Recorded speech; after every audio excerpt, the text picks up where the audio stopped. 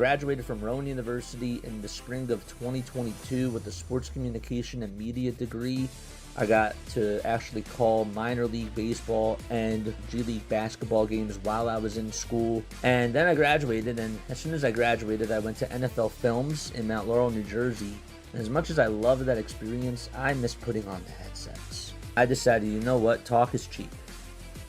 I have a laptop that's in my house, and so 21 months later, here we are, still on YouTube, calling games and building an incredible, loving community on here with the people that I call my Philly freaks with a capital P and a capital H. We go live for every single Phillies, Sixers, and Eagles game, and we do it like old school radio play-by-play style. I'm Jason Joseph, and this is Play-by-Play with JJ. Showed swung on, barreled out to right field. Bye-bye baseball. That baby is long gone. Good evening, everybody. Hopefully you're all doing well and having yourselves a very fantastic night. My name is Jason Joseph, and this is Play-by-Play with JJ. Oh, man. So the Philadelphia 76ers are back in action tonight out at the TD Garden in Boston, Massachusetts, and they are playing against the Boston Celtics in Game 2 of this best-of-7 matchup between the Sixers and the Celtics. Hello, everybody. If you are new to my channel, don't forget to like, don't forget to subscribe, and turn on the notification bell icons too, and that way you will know when we do go live. We call Sixers basketball, we cover Phillies baseball, Eagles football, and we also do a lot of Major League Baseball content on this channel as well. It's been a while since we've done Philadelphia 76ers games. You know, I have to tell you, the 76ers, they're in such a weird spot because, yes, they're in the playoffs, and obviously we want the Philadelphia 76ers to do well, but they have just not been able to exceed expectations at all whatsoever, and they've really struggled. It's not just because they're missing their big fella Joel Embiid, but also you just think about the lack of depth that they have. You think about at the trade deadline, them trading away Jared McCain, and who knows what these draft picks are eventually going to turn on into. We have to wait and see how that works out. But Jared McCain has been playing pretty well with the Oklahoma City Thunder. And so the 76ers have lost a lot of depth. They also just don't have a very good coaching staff, it seems, just from how things have gone over the last couple of months. The coaching staff has been very problematic. And Tyrese Maxey and VJ Edgecombe are logging a lot of minutes. And when you have Tyrese, VJ, and Paul George, well, and they're doing as much as they can, and you don't have as much depth, and other guys aren't stepping up, it's really tough to win these types of games. So they lost the 76ers in Game 1 of this series, and it was not pretty at all whatsoever. 123-91 was the final score, and the Boston Celtics just pantsed them. They did. That was their largest margin of victory that they've ever had in an opening game of a series in their franchise history. And that's the Boston Celtics, which is just unbelievable. Paul did have 17 points. Tyrese Maxey did put up 21, but he was not effective from the field. He really struggled, it seemed, just getting a lot of breathing room. And the Boston Celtics did a very good job at blitzing him. You saw Jaylen Brown guarding him at times. You saw Jason Tatum stepping up at times too. And the 76ers big fellas, Adem and Andre Drummond, just didn't have enough in the gas tank. And that's where I sort of feel like that the series is going to. I think it's going to be really tough for the 76ers to win a game in this series, and I'm hoping that they can prove me wrong, but they are going to have to tonight's the night where they really are, if they want to feel like that they are in this series, tonight is like the Game 6. Tonight's like Game 6, really. That's how I feel about it. So they are really going to have to go out there and provide a spark. And some other guys are going to have to step up. Is Quentin Grimes going to have himself a good game? We haven't seen a good Quentin Grimes game in months. We haven't seen a very good Justin Edwards game in months. And Kelly Oubre, another guy that we've talked about him being an X factor, ever since he's come back, he really hasn't shown flashes of what he used to do when he was in his first year here, or even when the Sixers were playing against the Knicks. He was a pesky guy on defense, and we really haven't seen that athleticism from Kelly Oubre Jr. So we'll see how they do tonight. I am excited, though. I'm going into this game with not a lot of expectations, okay? And the reason why is because there's a couple reasons. Number one, there is no Joel Embiid. That does change a lot of things. Number two, this team has made a lot of us feel very numb, and they just don't have enough. They don't have enough. All they can do tonight and throughout this whole entire playoff series is just prove everybody wrong. So I feel like that they're sort of playing with house money, and the pressure is really on Boston to get it done. That's where I stand. You might agree. You might not agree. Let me know what your thoughts are down below. Final score predictions for this Philadelphia 76ers game. Please let me know down below. I'm going to go 128-100 Boston. That's where I stand. But I really hope that the 76ers can just bring it in the first quarter and just cut it to at least a 5-point, cut it to a 10-point deficit. If they lose this game by 10, I'm not going to be happy about it. But, I mean, that'll be a little bit better of a result than what I had envisioned in my mind for this game. I really don't want them to get blown out. I do not want them to get blown out. I'd really love them to get the win, obviously, but just make it competitive, leave everything out there on the court. That's what I ask for tonight. And that might be a loser mentality. That might be like, JJ, you're setting the bar way too low. You should expect them to win this game. And my counter argument would be like, well, why? What have they done to prove to you, even without Joel Embiid, that they deserve to win this game? What have they shown you? Because they haven't shown anything to me. But anyhow, all right. So yes, let's get on into everything. Let's say hello to everybody that's here in the chat. Yes, no Philadelphia Phillies game tonight. Obviously, it's 76ers playoffs. We haven't done a Sixers game in over a month, but I did say that when we come back to the playoffs and when we're back from vacation, we would definitely be doing Sixers playoff games because it's been a while, and whenever there's a playoff game, I mean, I'm going to try to do whatever I can. That's just how it goes. So, yes, James is here. What's up, James? How you doing, my friend? Good to see you. Sean's also here. Says, go Celtics, go. Sean, if you're still here in the chat, I don't think that you are, but if you are still here, I want to know what your keys for tonight's game are as a Boston Celtics fan. And that goes for just any other Boston Celtics fan, too. What are the Celtics going to have to do tonight in order to beat the 76ers team? That's what I want to know down below if you are a Celtics fan. Welcome aboard. Welcome on in. Yes, sir. If you guys want to become a member, it is $2.99 a month. Okay, we got the emotes. I better see the emotes be rocking tonight, especially if the Sixers are keeping this a close game. I want to see after every single bucket, if we have a player emote, I want us to drop that. I really do. So make sure that you guys do that. DE is here. What's up, DE? How you doing, my friend? Good to see you on here. Yes, sir. Don't forget, guys, that after this game is done, we are going to do a post-game show, and then we're going to dive on into the rest of the Giants-Dodgers game. That's going to be in another stream because it's baseball, so I have to go to my baseball setup on OBS, and then I got to readjust everything. But I did just want to let you know that we are doing the Giants game tonight. We have a doubleheader that we're doing every single day. So we're doing 2 games a day this week for the rest of the week, and that's just how it's going to go.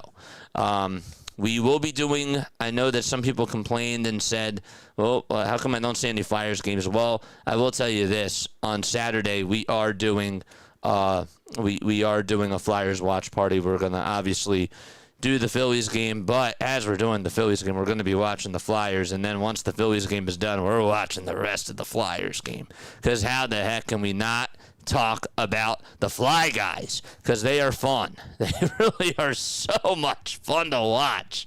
I mean, my goodness. I'm on the plane last night. I'm watching the game, and then we get to the airport, and as soon as we get into the car, I'm like, Dad, we got to put on the Fly Guys. So we tuned on in the 97.5, of course, because how could you not? But yeah, all right. Who else is here? We got Lou. What's up, Lou? How you doing, Lou? How are you doing, my friend? Let's go. How you feel? How you feel, JJ? Or how Warriors fans felt about the play-in? And see, I feel like that's a really good comparison, right? Injuries in the playoffs is such a missed opportunity, DE says. And look, okay, we knew that Joel Embiid was not going to be healthy. We've been down this road 9 years now. It's been even longer than that, but 9 years in regards to the playoffs. But yes, so it has not been a fun product to watch a 76ers team being banged up and just not have enough depth in their lineup. But at this point, all they can do is just prove us wrong. That's what it all comes down to, All right, so we are ready to rock and roll. We are ready to get things started. All right, so here is the lineup for tonight's game for the Boston Celtics. So first and foremost, we got Jason Tatum, Sam Hauser. We got Nehemiah Queta, Derek White, and Jaylen Brown. So White is at the 1, Brown's at the 2, Hauser's at the 3, Tatum is at the 4, and Queta is at the 5. For the 76ers, their starting lineup will look just like this. It'll be Tyrese Maxey at the 1. VJ Edgecombe is at the 2. At the 3, it'll be Kelly Oubre Jr. Then at the 4, it's Paul George. And then you got Adem Bona out at the 5. So we're ready to get things started. The Celtics win the opening tip-off, and Derek White has the rock for the Celtics. White is going to dump it off over to Jason Tatum as the Celtics are in their green and white uniforms, and the Sixers are in their white and blue uniforms. Tatum for 3. Bang! Jason Tatum able to knock down a tray from beyond the arc, and just like that, Boston delivers the very first punch of the basketball game. It's a 3-0 start. So, again, the Sixers lineup, it's George, it's Bona, it's Oubre, Maxey, and Edgecombe as the starting 5 for Philadelphia. George over on the exterior, now takes it over to the baseline and steps back, puts up a 2, and he knocks down the J to make it a 3-2 game. Paul George able to knock down an easy deuce. And so it's a 3-2 game. Tatum will pass it over to Brown over on the outside on the near corner at the three-point line. Swings it around again. The ball finds Derek White for a tray. That won't go. Bona is going to tip it over to Jason Tatum for the rebound, and Hauser able to make the Sixers pay as he knocks down a 3 and makes it a 6-2 game so far. Sorry about what's going on. I apologize about this being very ahead out in front of us. I can't do anything about it, but it is what it is. Edgecombe is going to bounce pass it over to Paul George as the Sixers move from left to right. George, another 2. Yes! 6-4 game. Paul George with 2 buckets so far, and he's hit them on the baseline, and it's looked pretty good so far. John is here. What's up, John? What's up, Pokey Boy? How you doing? Tatum with a 2 again. It was a floater. Can't let it go down that time. And Oubre gets the rebound. Edgecombe looking to slice and dice down the lane. Hits the Euro step and gets the layup to go. See those VJ Edgecombe emotes. And how about the Paul George effect so far in this game? Paul George has been very good. Sixers try to deny an alley-oop pass from coming, but we do have a foul that is called on Philadelphia to stop that alley-oop pass. 9 minutes and 40 seconds left to go in this first quarter of play. I'm not a Celtics fan, but I think the Celtics need to contain Tyrese Maxey. If they hold him under 30 points, they should win. I think that's a really good analysis right there. I really do. I agree with that. If Boston is going to want to win this game, one thing that they're really going to have to try to do is contain that guy, and it's really not easy to do that. Maxey actually playing good defense on Jaylen Brown, but then he goes to the rack, and he throws it down right on over a Dembona, and he gets issued with a technical foul for the chirping. Oh, my gosh. Jaylen Brown leaves the floor, soars into the air, and is able to get past Maxey and then just dunk it on over a Dembona as he has words for him. And, well, it's getting chirpy here so far. What a dunk by Jaylen Brown. That was disgusting. And Maxey at the line for a foul shot. It's up and it's in to make it 8-7. Gosh, Bona tried to go for the block there, and Jaylen Brown just stared him down and did a little shimmy right in front of him, and also put his hands up, trying to raise the roof. 8-7 is the score. I was like, as soon as you got issued that tech, I was like, wow, that was quite a dunk. Just a one-handed jam. Here's Edgecombe over on the outside. Looks to get some space as he puts up a 2 and hits one from the elbow, and the Sixers have the lead. Let's go. What's up, Scott? How you doing, my friend? Yes, yes, yes. Good to see everybody here. Cheers, cheers, cheers, cheers. Tatum at the top of the key. Looks to try to get some space. He'll pass it back to Brown. His wide open three-pointer. Way too strong. Tatum rebounded the three-point line. Sixers, nobody was there to stop him. However, we are going to have an offensive foul. A charge is called on Jason Tatum right before he passed the ball to Jaylen Brown on that three-point perimeter. Tatum just pushed off Kelly Oubre, elbowed him right in the belly. And Oubre signaled the charge. Let's go. Charge, charge, charge. That's a charge on Boston. Let's go. VJ Edgecombe for 2. Not that time. Tatum rebound. Jason Tatum looking to back down VJ Edgecombe, and he puts up a 2 and knocks it down. What a play by Jason Tatum. He just tried to post him up right at the elbow and hit a shot that was nothing but net. Here's Maxey. He'll answer back and get a 2 of his own. 11-10 as we ride the seesaw. So far back and forth. Tatum for 3. He's short on that three-point shot. Edgecombe rebound. Outlet pass to Tyrese Maxey. Maxey to Bona in the dunker spot. And then Bona is going to get fouled. Cada and Hauser were down low, providing a lot of pressure on him. And the foul is called against Boston.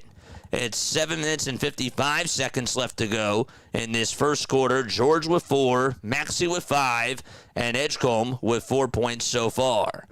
We have a jump ball that's called here. I thought that maybe they were going to issue a foul, but they signaled jump ball, and it'll be between Bona and Hauser. Bona has the height advantage.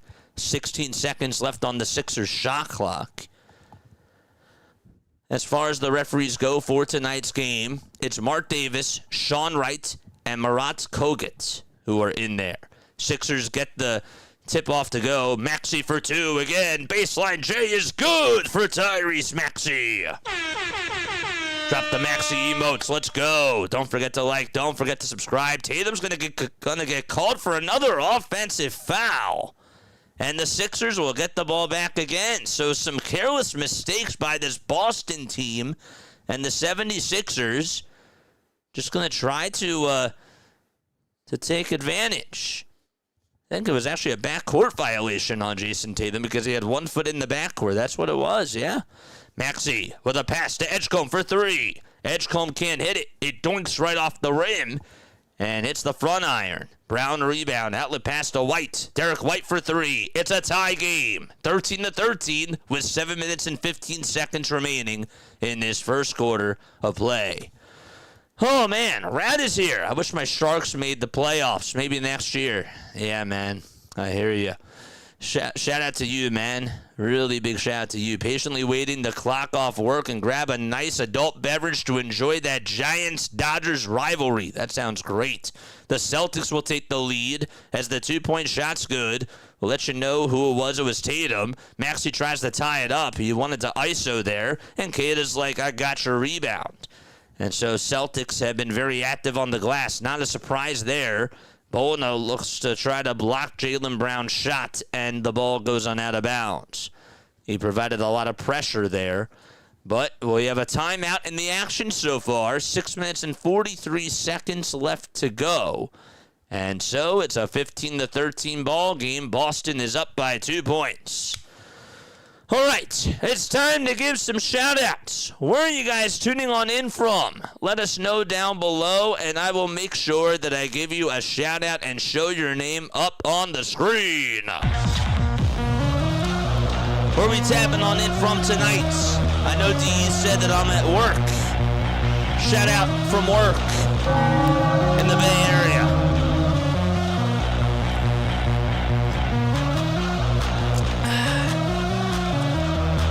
Let's go, baby. How's everybody doing? Yeah! Who else is tuning on in? Josh is here. What's up, JC? Philly from Lancaster. Yes, sir. What's up, Jack? How you doing, my friend? Always good to see you, Jack. How you doing? We got Sydney, Australia in the house. We got Northwest Philly in the house as well. I see you, Lou. I see you, Scott. Love it. Love it very, very much. We got the Bay Area. Who else do we got on here? Memberships. It's $2.99 a month. Become a Philly freak today. Shout out to all the members, as always, in the chats. Let's go. St. Anthony, Texas, says Jack. We love it. James is here. Let's go. PLA. Let's go. Everybody in my chat is an MVP.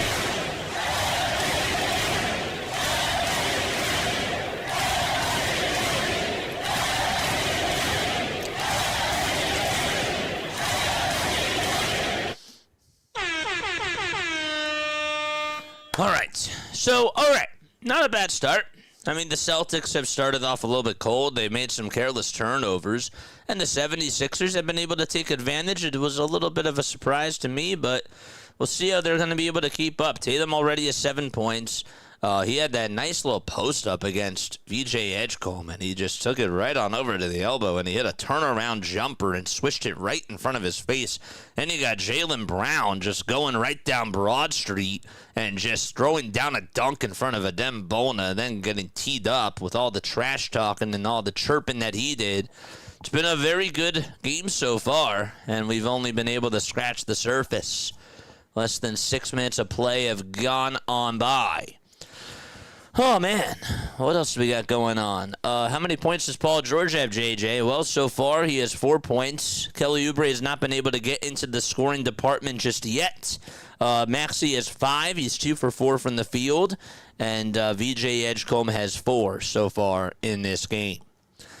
Sixers lost the first game of this series by a total of 32 points. It was 123-91.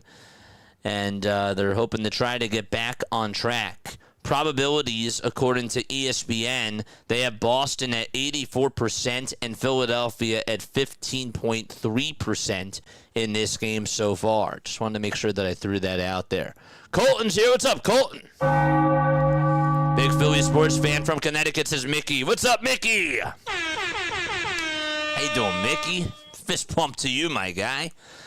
Man, welcome back, JJ. Sorry you have to watch this game, says Bilbo. Oh, man. Jason Tatum is going to swing it out over to Derek White for a 3. White's 3-point shot won't go, and it's rebounded by Jaylen Brown. Bodies went flying down everywhere. Derek White gets it back. A little dump-off pass that goes to Keita, and Keita's floater over Drummond is good. That's just good basketball movement from Boston. And, again, it all goes back to coaching.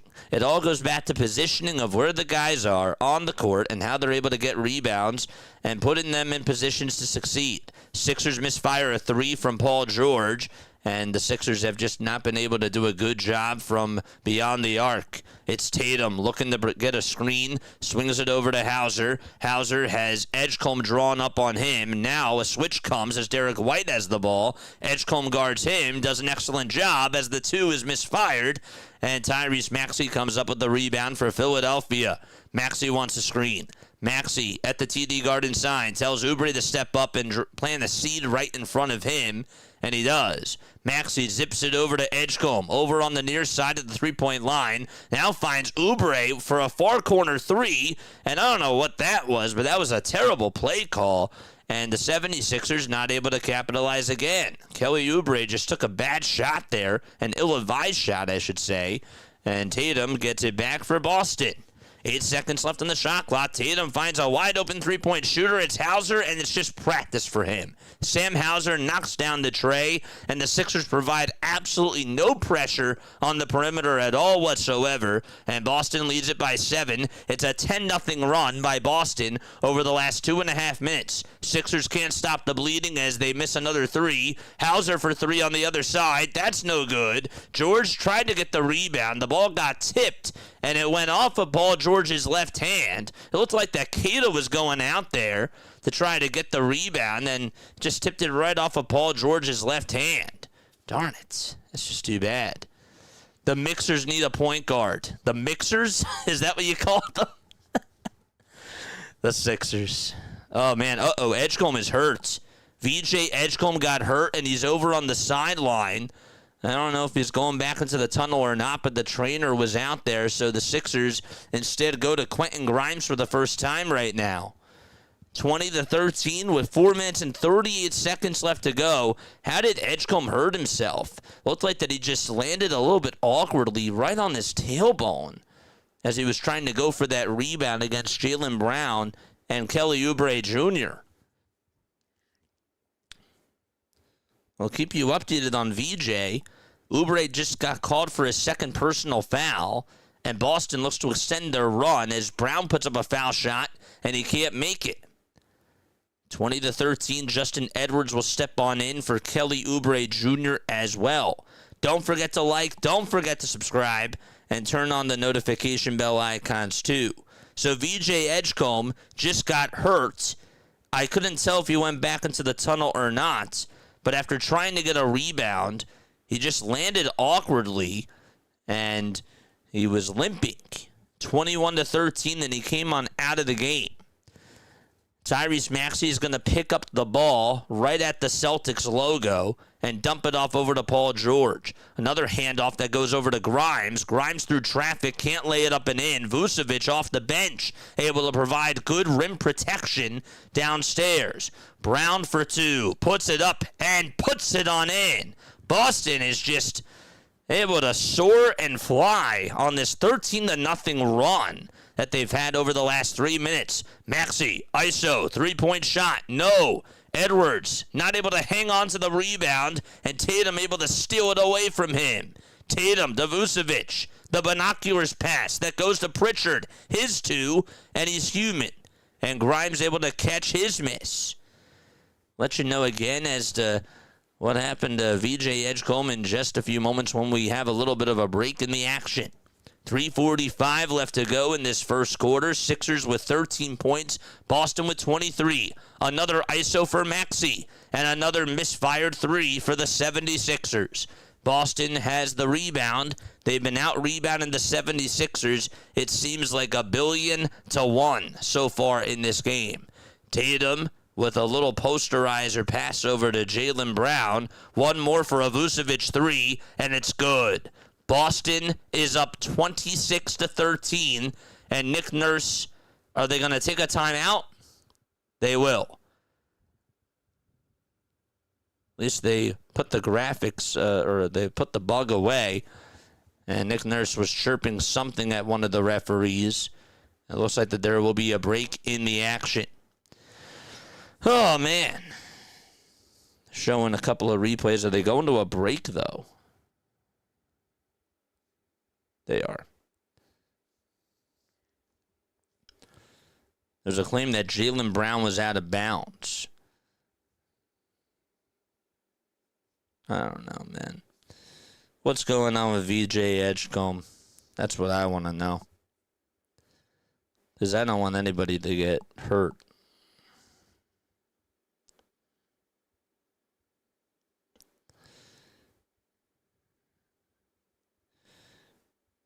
VJ Edgecombe just checked out and went straight to the locker room after he fell on his tailbone first. Mind you, he got up after hitting the ground hard and finished the possession. That kid is a warrior. But hopefully he's okay. Hopefully he's all right. Man, what's up, Paradise Lost? How you doing? JJ, don't worry. My team is in a worse situation than yours. Well, I mean, not to compare, not to compare teams like trauma and like all this sort of stuff, but I mean, at the end of the day, like, you want what's best for your team. I mean, who is your team, Paradise Lost? He did fall hard. Yeah, that was not good. Not good at all whatsoever.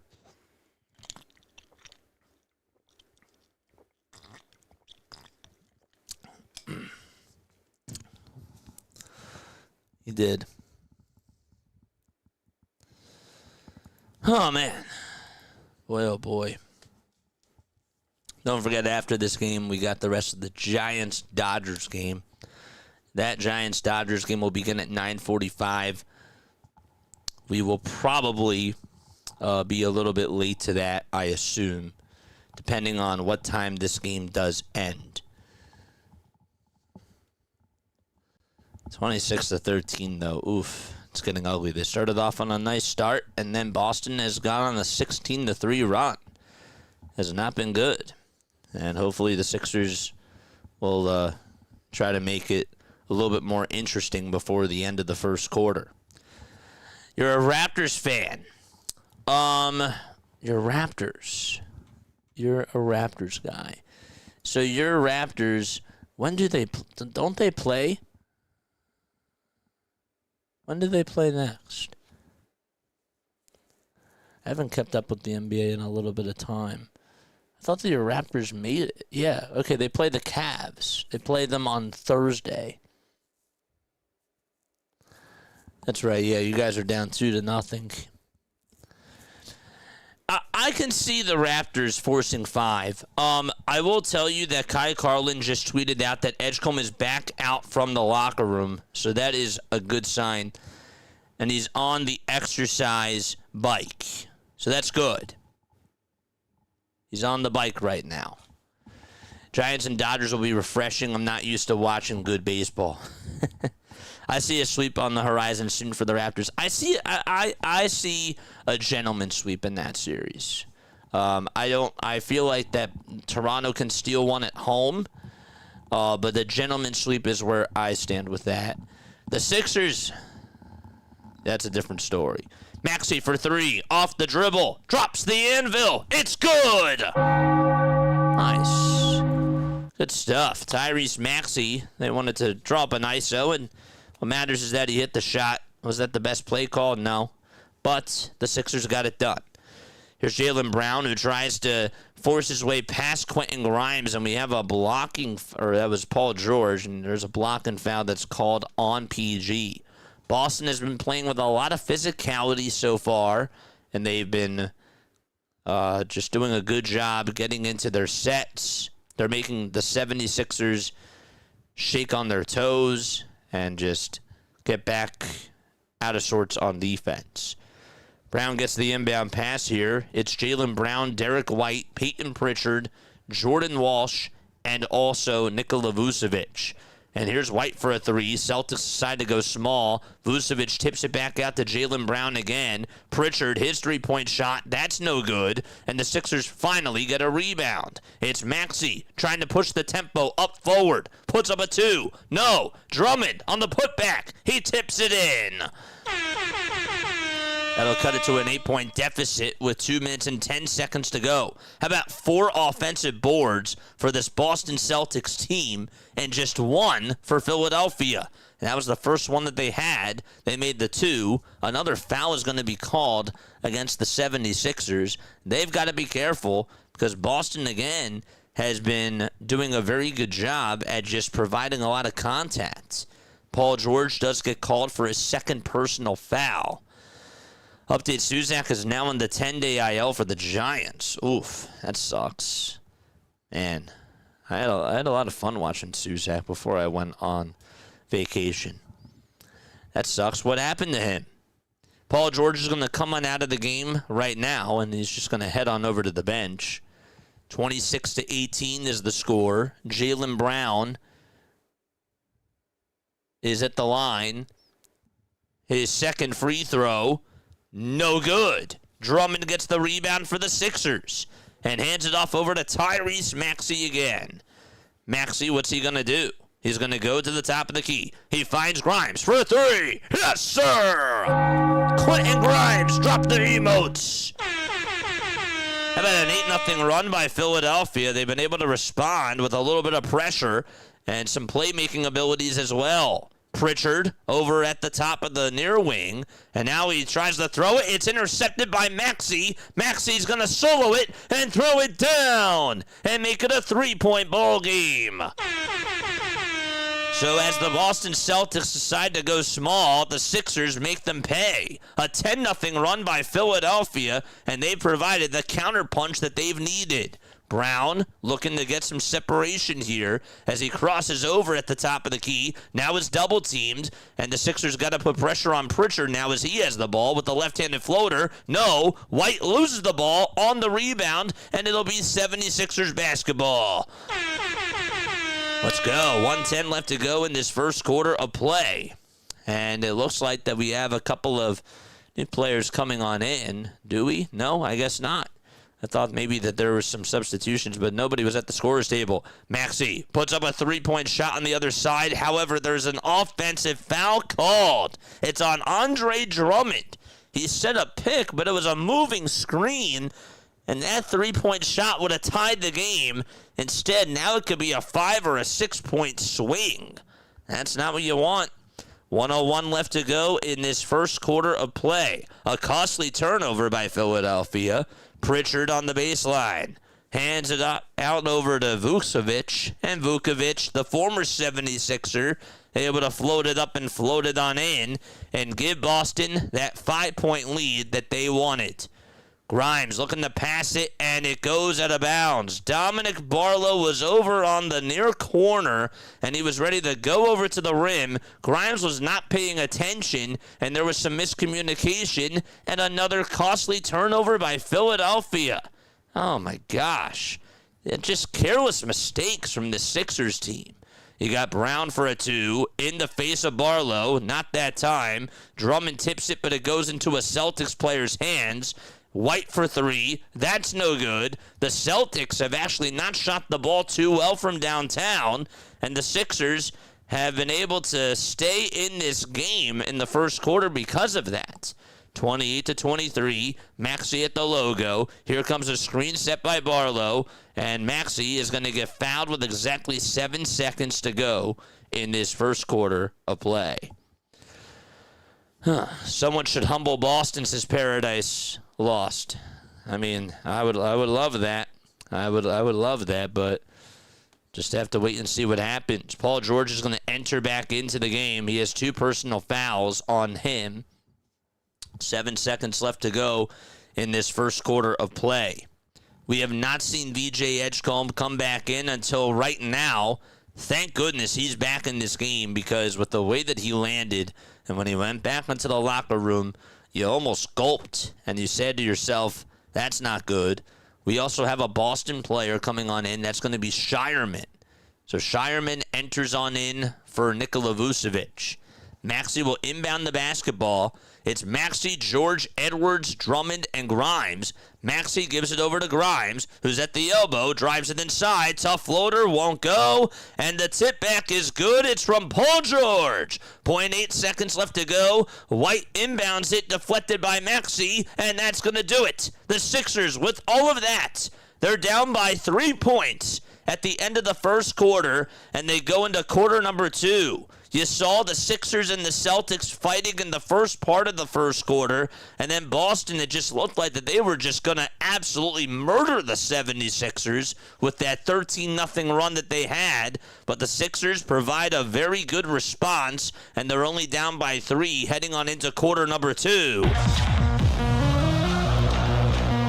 misses by Maxey is costing the Sixers. Yeah, well, and then you see no ball, you see no creativity from the offense. There's no off-ball movement. That also sucks as well. That's on coaching, but Tyrese Maxey has to play better. I agree. Can't believe that. Right elbow, ulnar neuritis. Dude, that sucks.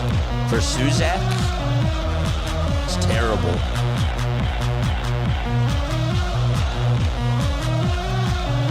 They gotta stop double teaming. What have I been saying over the last 4 months? They double team way too much. I mean, I feel like I sound like a broken record, and I haven't even called a game for this team in a little bit of time. It's been a while. Last time we did it, we filled in for RB. But yeah, folks, if you are new to my channel, my name is Jason Joseph, and this, of course, is Play-by-Play with JJ. Don't forget to like, don't forget to subscribe.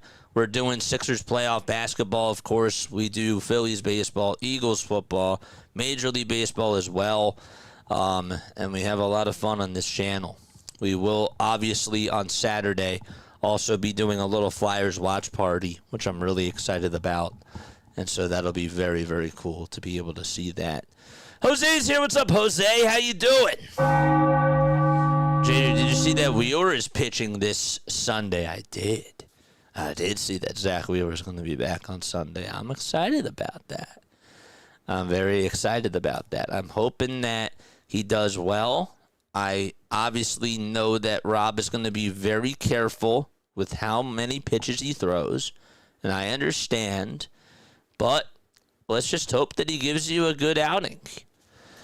The Phillies, speaking of the Phillies, they are on right now. Bryce Harper is at the plate facing Shota Imanaga with a runner over at first. We will keep you updated on the Phillies as well during this game. Drake Baldwin just homered for the Braves. Oh, gosh. It's a 4-2 Washington lead there. Come on, Bryce. Get on base. Joe, what's up, Joe? How you doing? Just so frustrated that Murray was complacent with the backup center position, and it's killing us once again. And we talked about this before, JC. On top of all of that, they get rid of their backup point guard, and they just are not able to. I mean, they go after Campaign. They're like, yep, we have plenty of guard depth. And then as soon as they get rid of Jared McCain, it becomes a problem again. And so then they have to go get Campaign out overseas. And it just, I still can't understand why they traded away Jared McCain for that type of a deal. And look, we have to wait and see what the draft picks are, but it's not looking good.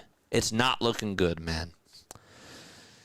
Who are they double teaming for the most part? It's the ball handler. It's the primary. It's whoever has the ball. Here's George with a step back 2 for the Sixers. That's a little bit short. Hauser gets the rebound. The Celtics lineup, it's Tatum, Hauser, Vukovic, Shireman, and Pritchard. Here's Vukovic at the top of the key, looking to hand it off over to Shireman for a wide-open tray, and it's just too easy. 31-25. There's Sam Cassell, another former 76er coach, says, yep, that's what happens. That's what we do here in Boston. Edgecombe is going to hand it off to Quentin Grimes again. Grimes on the near elbow for 2. Can't buy a bucket that time, as his jump shot was also short. He had a good look there, too. Tatum for 3 for Boston. Way too strong. Offensive rebound by Peyton Pritchard. Those offensive boards are killing the 76ers. Celtics have shot less than 30% from 3. And here's Vukovic for a 2, and he gets fouled by Drummond. Some pushing and shoving down low, and Vukovic is going to head on over to the line. They will actually say that the shooting foul was on Justin Edwards. It was a push from behind. I also thought that maybe I saw a little bit of contact, too, from Drummond, but that wasn't who the foul was called on. Vukovic at the line for 2 foul shots. He's a good foul shooter. Makes the first free throw, and that'll make it a 32-25 ball game. Nikola Vucevic this year put up 15 points per game, and he also averaged 8.5 rebounds as well. He's 35 years old, was a first-round pick by the Sixers back in 2011, and he knocks down both foul shots. I just realized the Sixers only had 1 free throw attempt in the first quarter. Didn't get to play the chime. Edgecombe is going to dump it off over to Paul George. George down Broadway looks to give it downhill over to Drummond. His 2-point shot's no good, and a very late foul called on Tatum. Or Vukovic. That's on Vucevic. Yep, that was Vucevic.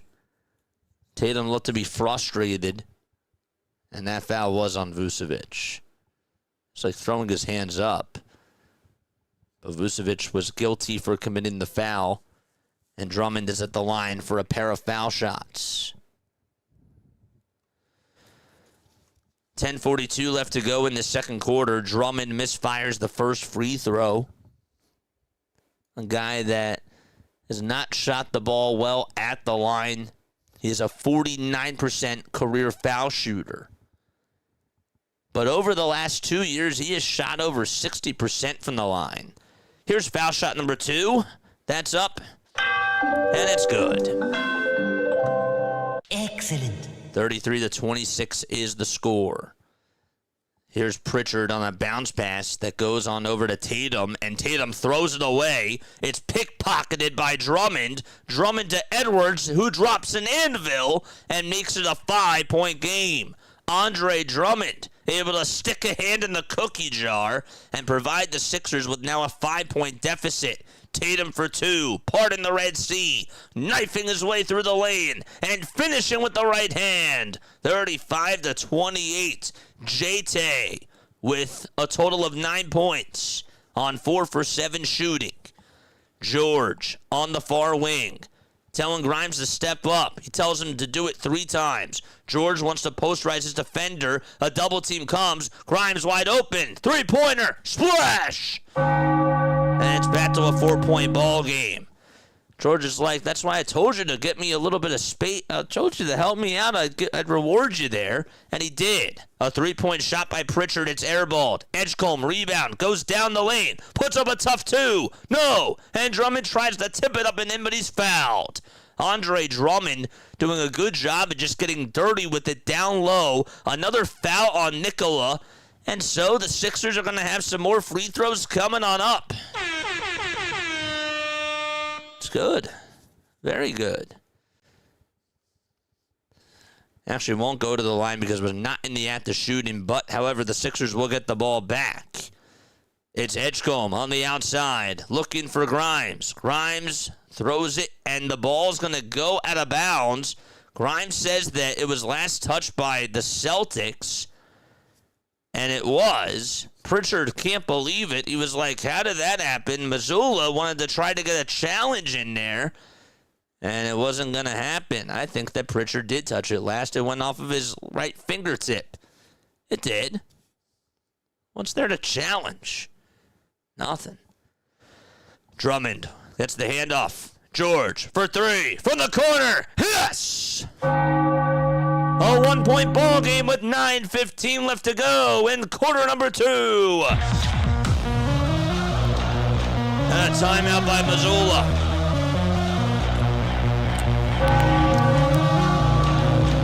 Let's go.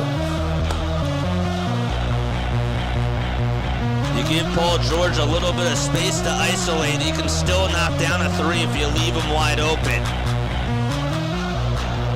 Let's go, baby. Lahora, how you doing?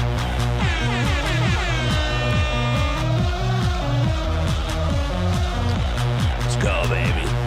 O'Gluffy says, I need a compilation of 76ers turnovers to see how dumb they look. That's what I'm betting on. What's up, O'Gluffy? How you doing, my guy? Where are our regular Phillies fans or JJ fans? See, the problem is, Joe, is that the algorithm doesn't push this. Because That's just how it works. That's how it goes. So the algorithm is like, well, it's not doing the Phillies, so we're not gonna push him as much just because, the Phillies generate more numbers for whatever the reason is. But I obviously said that when it's the playoffs, we're doing the 76ers, because how can we not do the 76ers when it's playoff time? We have to. So I don't really care about numbers. I care more about what I want to do. And I said that I wanted to do 76ers playoffs. And here we are doing 76ers playoffs. So I don't really care about the numbers. I really don't. I just want to have fun. Cheers to having fun.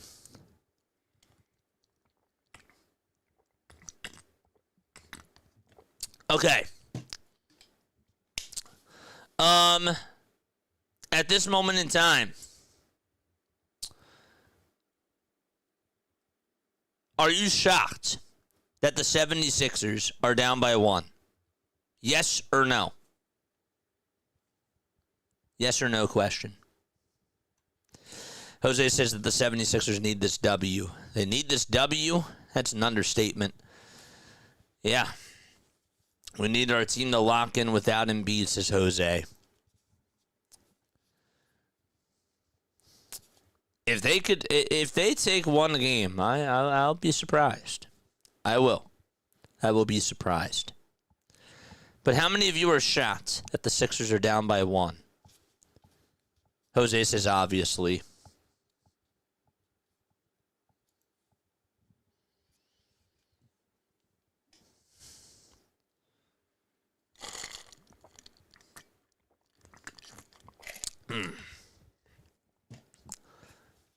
I don't know if I'm shocked, but I am surprised. I am surprised. I will tell you that.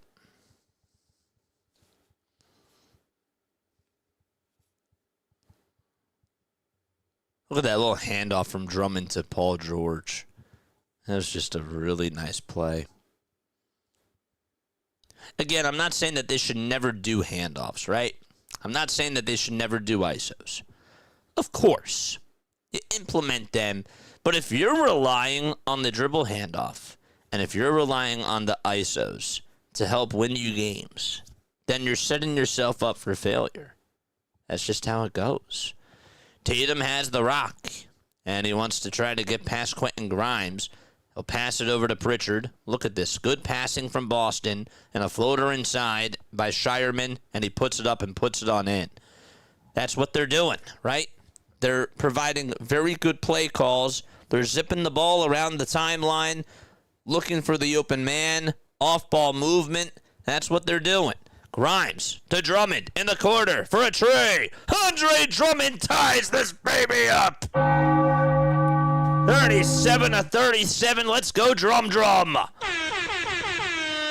Tatum at the logo, looking to try to bounce pass it over to Cada, who goes downhill. Cada over Drummond. It's good. And we ride the seesaw. Boston's up by 2 with 8 minutes and 15 seconds left to go in this second quarter of play.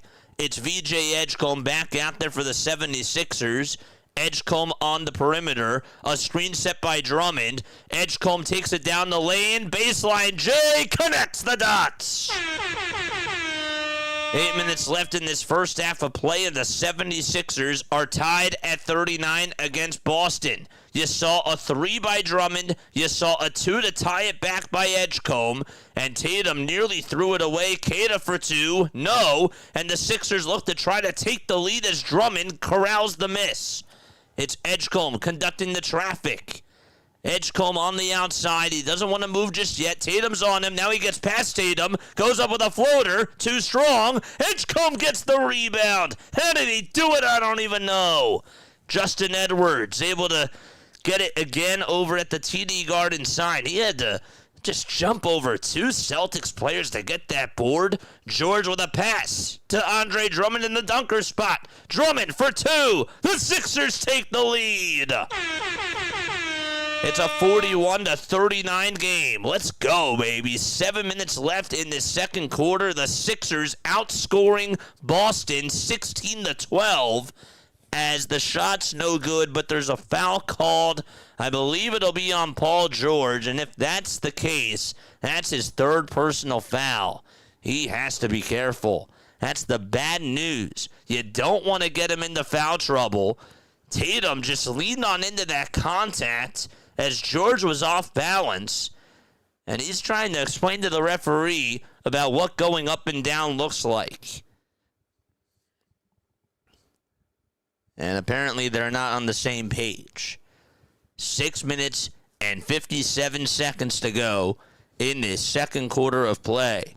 The 76ers lead it by 2 against Boston. The first free throw by Tatum. It's up and it's in to make it 41-40. Don't forget to like and don't forget to subscribe to the channel as well. George has to come out because, again, he's in foul trouble. And Boston, I'm sure, is going to try to use that to their advantage. Damn. That stinks. It's a 41-40 game. Tatum with another foul shot. No good. And the Sixers lead it by 1. Tatum misfires the second foul shot. Boston's not shooting the ball well from the free throw line at all. Edgecombe gets the pass. Takes it to the baseline. Edgecombe, fadeaway 2. He's fouled. Or was that a travel? 6 minutes and 38 seconds to go in this second quarter of play. That's a travel. Picked up his pivot foot. They didn't give the traditional, signal for the travel, but they did point in Boston's direction. Cada gets it over at the logo. 10 seconds left on the shot clock, and now he's at the top of the key. Hands it off to Brown. Brown being locked up by Maxey. Brown at the foul line, extended for 2, and another foul called against the 76ers, and it'll be on Tyrese Maxey. That's his second personal foul of the game as well. 6 minutes and 16 seconds left to go in this first half of play. The Sixers in this game have been out-rebounded 18-14. Brown at the line. Foul shot number 1. Splash. And we're tied at 41 apiece.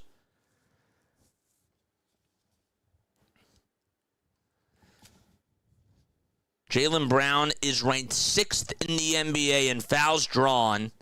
He's 6th in free throws attempted and 6th in free throws made.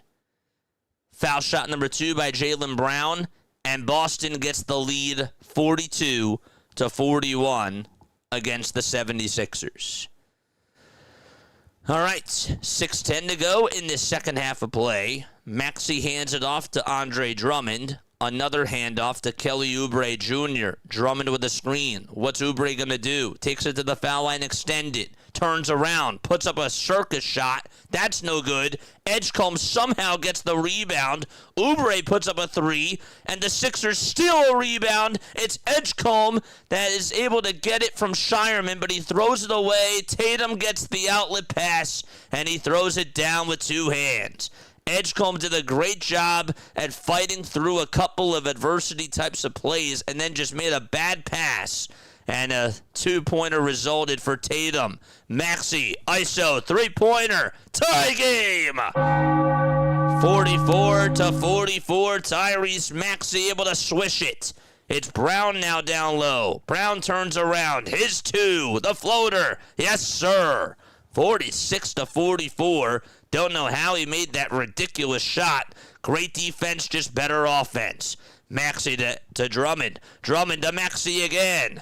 Maxey back to Drummond. Knifes it back to Edgecombe. Edgecombe for 3. Oh, he got it that time! VJ Edgecombe with a flamethrower from way downtown. Edgecombe with the steal. Bad play by Boston. Edgecombe finds Maxey, and Maxey gets deflected by Derek White. That was a really good defensive play. and the ball goes on out of bounds. It'll be 76ers ball. 4 minutes, 44 seconds to go. VJ Edgecombe stealing the show and doing an excellent job just to keep the 76ers in this ball game. They're up by 1. Let's go. 4:44 left to go in this second quarter of play. Sixers will inbound it with Tyrese Maxey, and Maxey gives it up over to Bona, who just entered on in for Andre Drummond. Oubre with a handoff to Maxey on the far side of the wing at the three-point line. Maxey gets tripped up by Brown, and a foul called on Jaylen Brown with 4:35 remaining in this second quarter of play. So Maxey's starting to heat up. VJ Edgecombe has done a very good job providing a lot of physicality down low, fighting for big-time rebounds, and that's why the 76ers are up by 1. It's because of his play tonight. It's been so good. Is missing Oubre another factor? It's a little bit of a factor, too. I can't disagree with that. There's another wing, right? Another guy that provides a lot of athleticism for the 76ers. I mean, he's playing tonight, but him not playing well is a bad thing. Edgecombe gets the pass from Maxey. Left wide open for 3 again. Yes, sir! PJ Edgecombe! It's a 4-point lead for Philadelphia. Tatum at the top of the key, finding Kata downhill, but we have a travel call on Boston. 4:10 to go, and the Sixers will get the ball back again. Let's go, baby. Yes, sir. We love it. Let's go, 76ers. VJ Edgecombe, have yourself a first half. Maxey pulls up from the parking lot for 3. No good. Tatum with a rebound. And Tatum takes it over to the logo. Wants to ISO again at the top of the key. Jason Tatum has Dominic Barlow on him. Tatum to White. White on the near wing of the three-point line. Zips it down the lane. Puts up a layup inside. And just very good English off the backboard for Derek White. Also, just remember, Paul George had to leave the first half. He was in foul trouble. He has 3 personal fouls, and he had to go with about 8 minutes to go. Sixers will take a timeout. Smart move by Nick Nurse there. 3:34 to go, but they lead it by 2.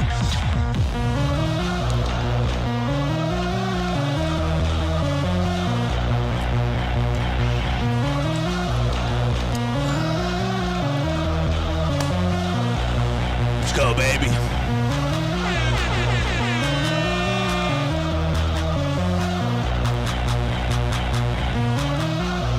It's good to see everybody on here.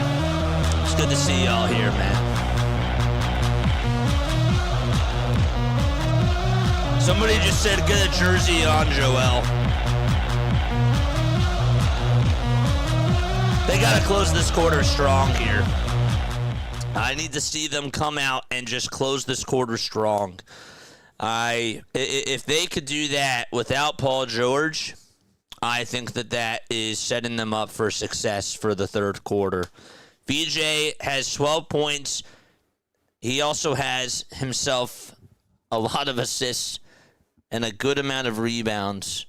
5 rebounds for him so far in this game and 3 assists. He's been unbelievable. I know that he has 1 assist, but I count the 2 hockey assists as well, so that's just where my mind is right now. If I'm watching VJ Edgecombe get a steal and Tyrese Maxey is his running mate who's right next to him, and then they just find Quentin Grimes in the corner for a 3, I call that an assist from VJ Edgecombe because the steal, it helps. It just does. Joe says he might be back for the third game. I hope so. If I'm not trying to get my hopes up here because, again, this is just I'm just taking what they give us right now. But if they come back to Philly and they're tied at 1 and Joel comes back, they could make it a 6-game series. But let's get the win first. I know that we can think about all these hypotheticals, but I would feel really happy if they could tie this up. Steal one in Boston. Let's finish out the second quarter strong, though, man. Let's go.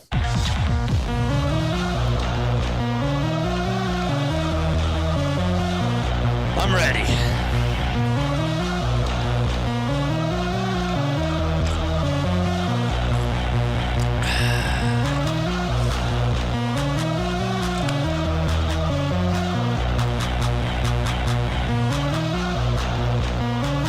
Good stuff by the 76ers, though.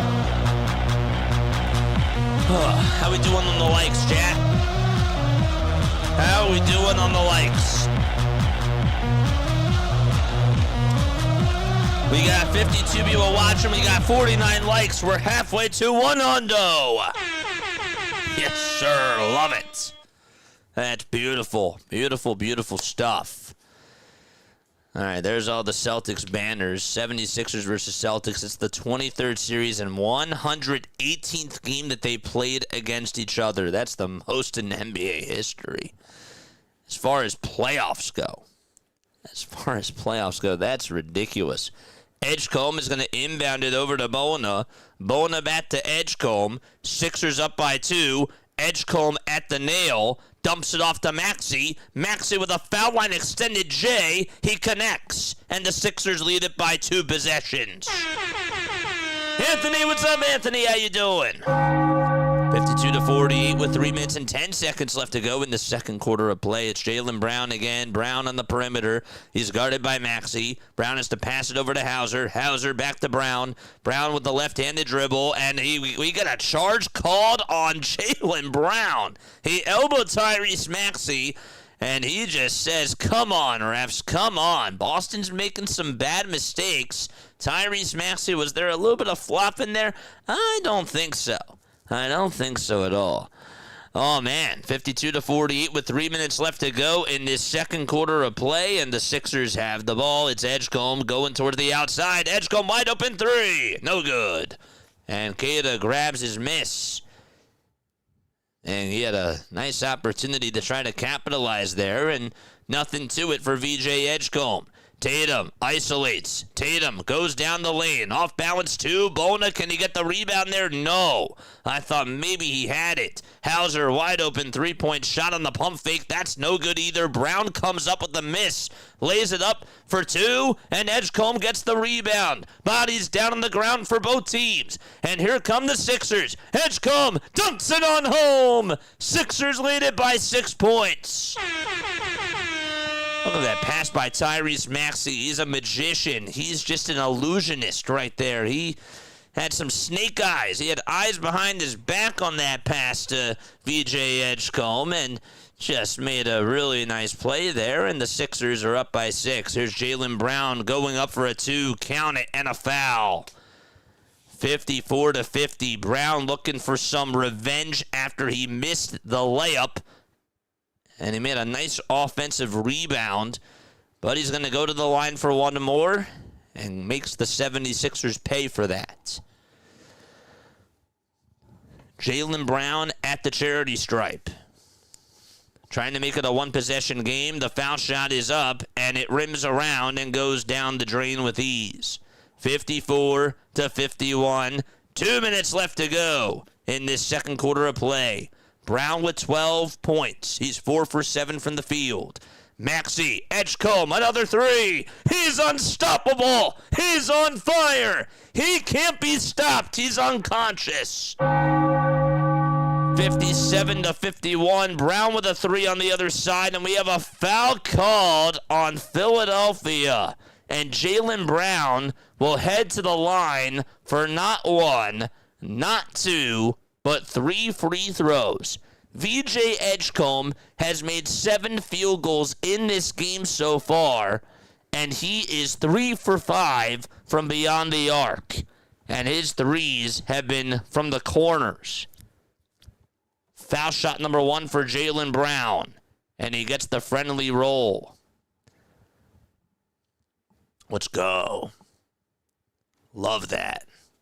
57-52 with 1:41 to go. Brown at the line. His second foul shot is nothing but net. And that makes it a 4-point game. The lineup for each team. It's Tatum, Hauser, White, Brown, and Vucevic for Boston. And the Sixers have George, Maxey, Edwards, Drummond, and Grimes. The third free throw, and it's a one-possession game with 1:38 remaining in this first half of play. Oubre will hand it off to Maxey. He's been cold. Maxey with a bounce pass that nearly got taken away. Bona's layup, no good. Oh my gosh, he had it. And just could not get the bounce to go. Tatum on the other side. Dribbles out towards the perimeter at the TD Garden sign. Adem Bona's guarding him. That's not good. Bona has to stay on Tatum. Tough task there. Tatum for two. Denied by Barlow. Dominic Barlow, what a play. Maxey over to Oubre downstairs. Oubre, contact. Oubre 2 and 1.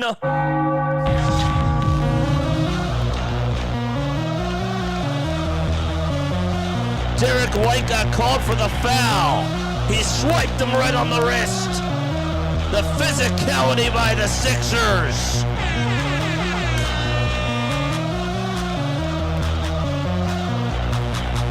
Oubre for one more. Here's the shot. It's up. No good. And Barlow gets the offensive board. Barlow to Maxey. Maxey, another three by Edgecombe. Oh my goodness, VJ Edgecombe.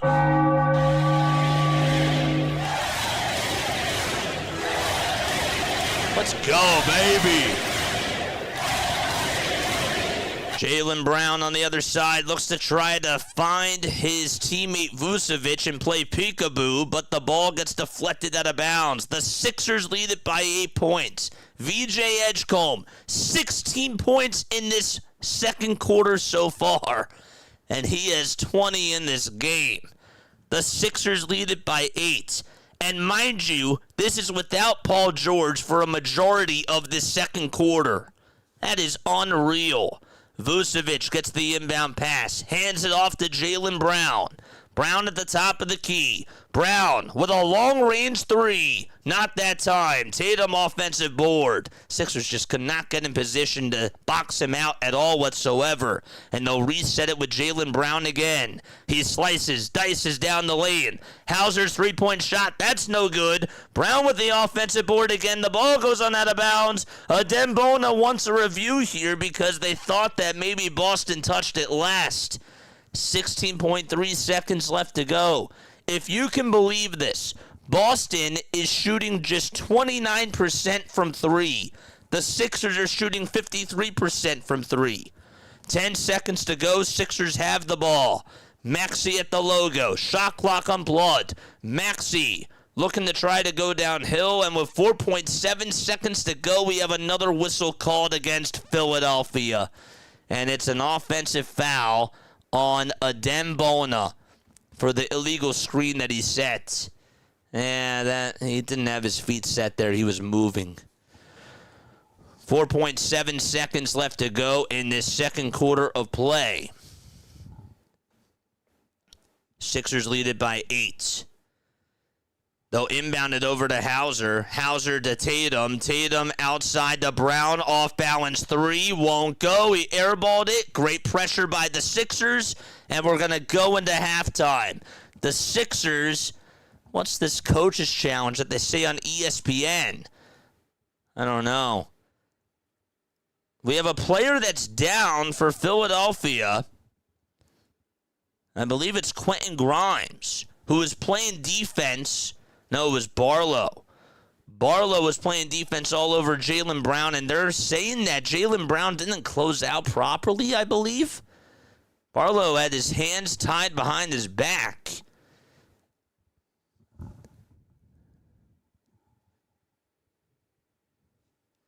Let's see. They're going to say that they're going to go into halftime, so there was, what's it, a no call? Looks like that they're going on over to the benches. I'd like to see if we can hear an explanation of what's going on. The referees are now going on over to the scorer's table. They are going to review this.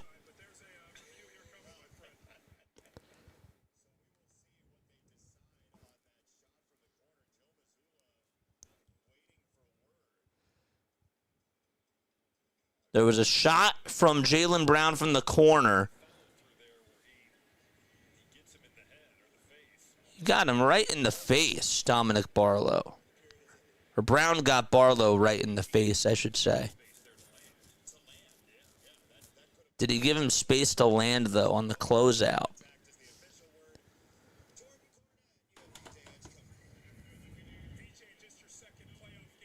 All right. Well, they're going to go back to the tunnel, so they said that there was nothing illegal there. So that's going to do it. That's going to do it for the first half. That's a little bit of a weird way to end the first half. But regardless, the 76ers lead it by 8 points. I don't know. That was a little bit bizarre to me. But how about that, man? Let's go!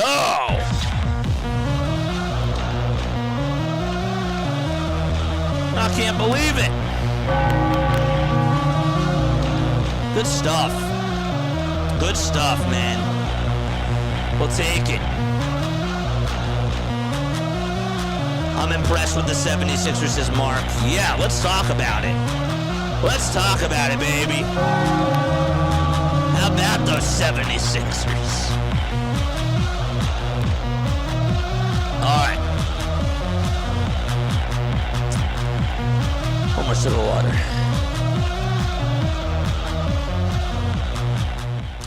First and foremost, I want to thank Senzo Radebi for becoming a sub. Thank you very, very much. Yeah. Okay.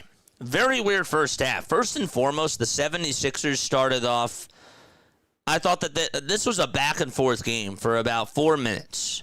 And the Sixers just looked like that they were going to get punched in the mouth by Boston. It had the feeling of when Boston went on that 13-0 run, you said to yourself, all right, like it's going to be a tough night. It's going to be a very tough night for the 76ers to get this done out in Boston. You see, it's a 26-13 game with like 5 minutes left to go in the first half, or in the first quarter, I should say. And the 76ers really just turned the heat up at the end of the first quarter. Boston made some really bad mistakes. Jason Tatum had his left foot or his right foot right on the backcourt line. Bad turnover right there. Jaylen Brown is elbowing Tyrese Maxey. He goes down to the ground. They called that a charge. And so the Sixers took advantage. And the main reason why they were able to do so in that first quarter was because VJ Edgecombe was getting you offensive rebounds. Jaylen Brown for the Boston Celtics, when they were going on their run, he had like at least 3 offensive rebounds that I could remember.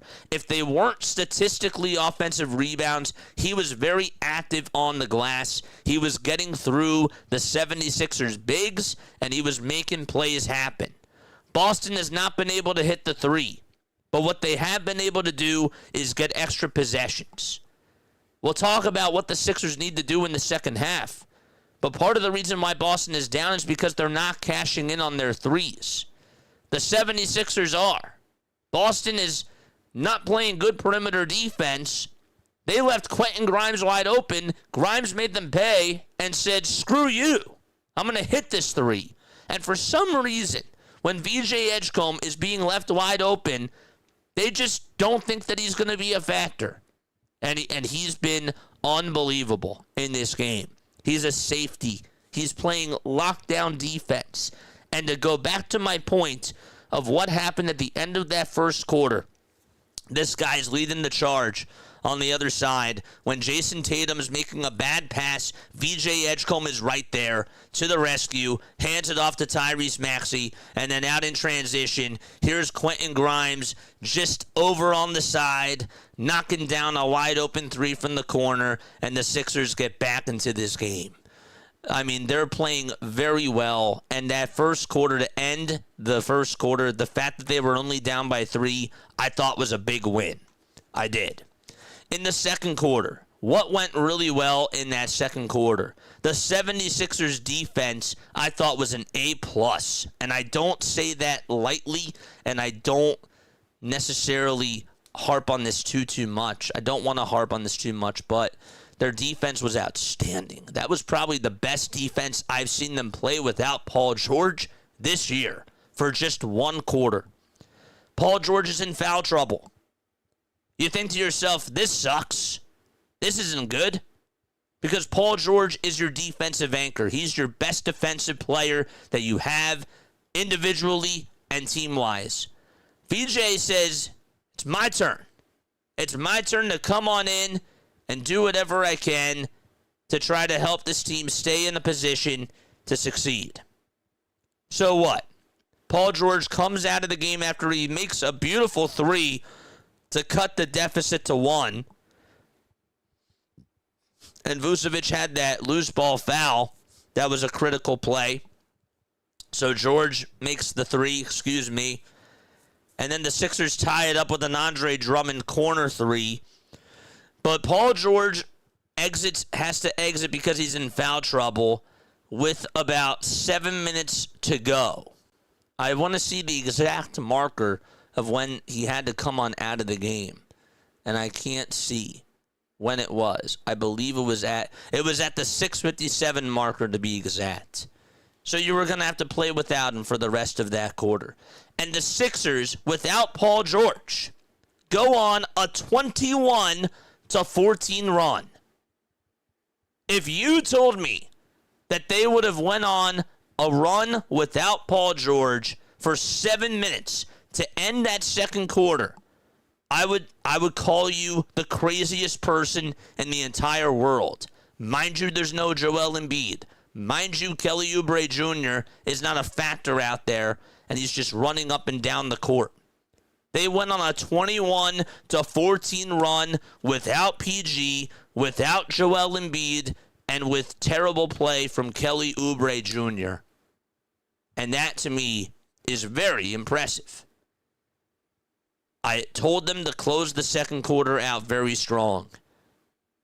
Good playmaking from Tyrese Maxey. We'll talk about his performance overall. It hasn't been sharp, but he's doing things that aren't showing up on the stat sheet either.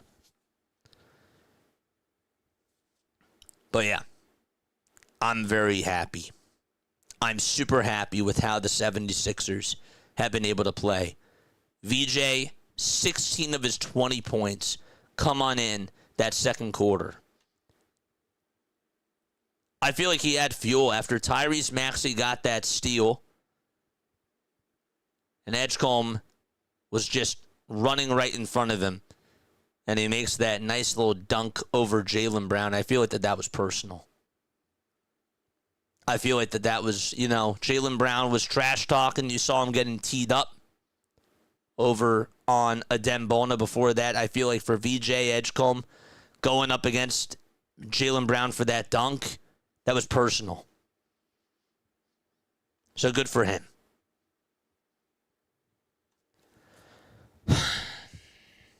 Tyrese Maxey. Not necessarily the best first half from Tyrese Maxey. He had a quiet 15 points. However, Tyrese Maxey has 6 assists in this game. And I really have been happy that he's been trusting his teammates and guys are stepping up. Andre Drummond and Quentin Grimes off the bench have been making a very big difference, and they've helped out Tyrese Maxey tremendously. Drummond has been super active, getting downhill over on the block, and Drummond, to me, has been winning that backup center matchup between him and Vucevic, where in the first game, that was not the case at all whatsoever. Adem Bona plays for 10 minutes, only starts off the game for about 5, and Andre Drummond comes on in. To Nick Nurse's credit, it works. And Drummond's minutes have been super valuable. They've been really good.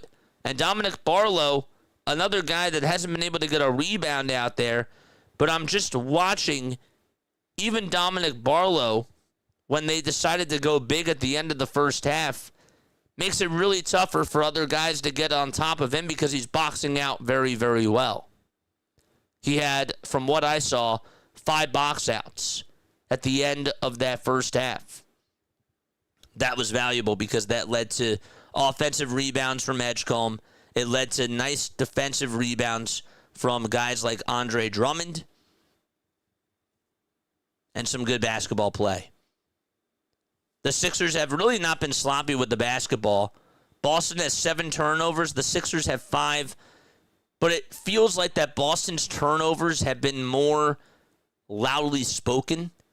And the 76ers, it hasn't been as bad. The first quarter, it was bad because you had Grimes not being able to get on the same page with Barlow, and Grimes throws it on out of bounds. That's not good. And then you see a play where, who was it? It was Quentin Grimes again, just throws the basketball away. It was a terrible read. Jaylen Brown gets an easy pick out of it. Or no, it was Tatum who got an easy pick. And then that led to a dunk. Maybe I'm confusing that with VJ Edgecombe's bad pass after he got 2 offensive rebounds. And then Tatum got the steal. That was the bad pass there. But regardless, the turnovers haven't really been so bad for the 76ers. But yeah. With all that, letter grades for the first half. What are your letter grades for this first half of play by the Philadelphia 76ers? Mine is an A-. Very good first half by Philadelphia. They can't screw this up, though. I do not want to see them fold in this third quarter. This third quarter is going to be really telling to me. This is going to tell me what they are actually made of. But how would you grade that first half? Let me know. Brian says incredible. Edgecombe has 20. That's amazing. He has 20, but he had 16 of his 20 points in that second quarter. That's what's amazing. That is what's amazing about it. But yeah. Hey, JJ, where was this team in game 1? I can't answer that for you. I'm just very impressed that they were able to come out and deliver a punch to this Boston team in this first half of play. They got to get the job done here. I'm not, as great as that first half was, you have to play 48 minutes. And I came on into this game. My expectations were keep it a close game. My expectations have now changed. And Vegas, just to put it in perspective here, Vegas has changed their minds too. Probabilities for the 76ers, Vegas says now it's at 53. Remember, at one point it was at 15%. And Boston was at 75. Or actually, sorry, they were at, if they were at 15%, then they were at 85. Now it's 53 Philadelphia, 46 Boston. Don't always go by the percentages, but I'm just saying that Vegas has their eyes on this too, and I feel like that's sort of telling that Vegas is going in this direction, because I feel like that Vegas would still say, well, they should still get this done and Boston should still be favorited. But the fact that they're not, that's interesting. I don't know.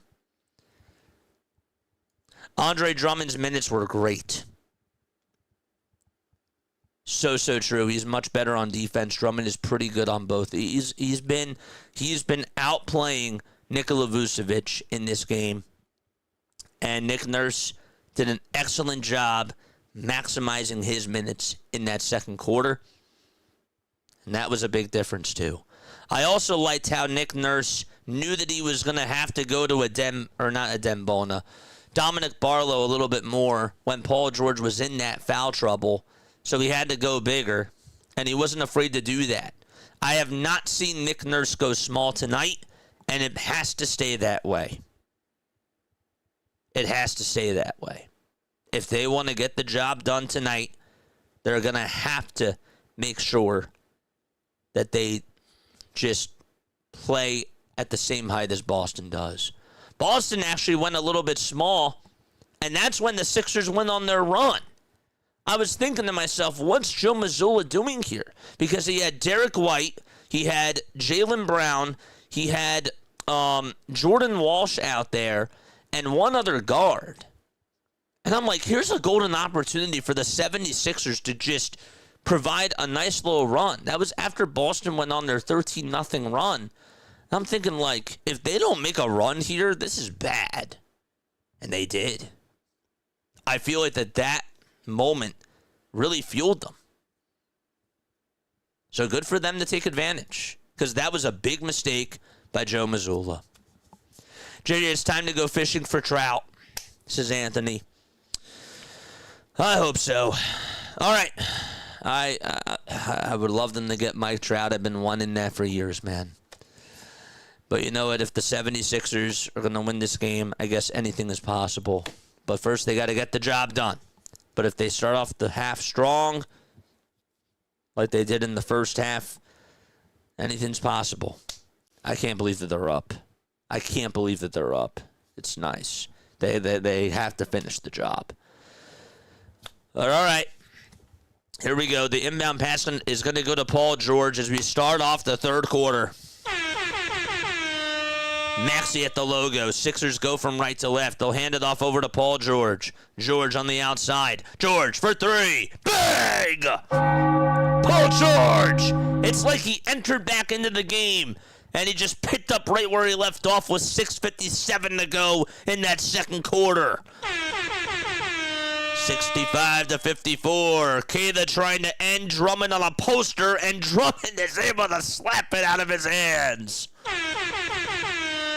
Kayla was ready to rise up above him, and Andre Drummond was like, nah, you're not going to get that past me. That's not what you're going to do. I'm going to get that on out of bounds, or I'm just going to try to foul you and make you earn it the hard way at the stripe. That was a good foul. I didn't think that they were going to call a foul there, but that was a foul. It was. Kayla at the line. First foul shot. It rims around and goes down the drain with ease. Edge going to be pulling his inner 2015-2016 Curry in this game. It's beautiful. It's beautiful, man. All right. Got to lock into this third quarter. You have to play strong in this third quarter here. 65-56. Boston down by 9.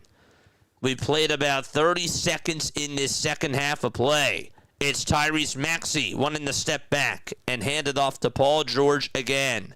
George on the left side of the elbow. Paul George knifing his way down the lane, laying it up and on in. And the Sixers lead it by 11 points.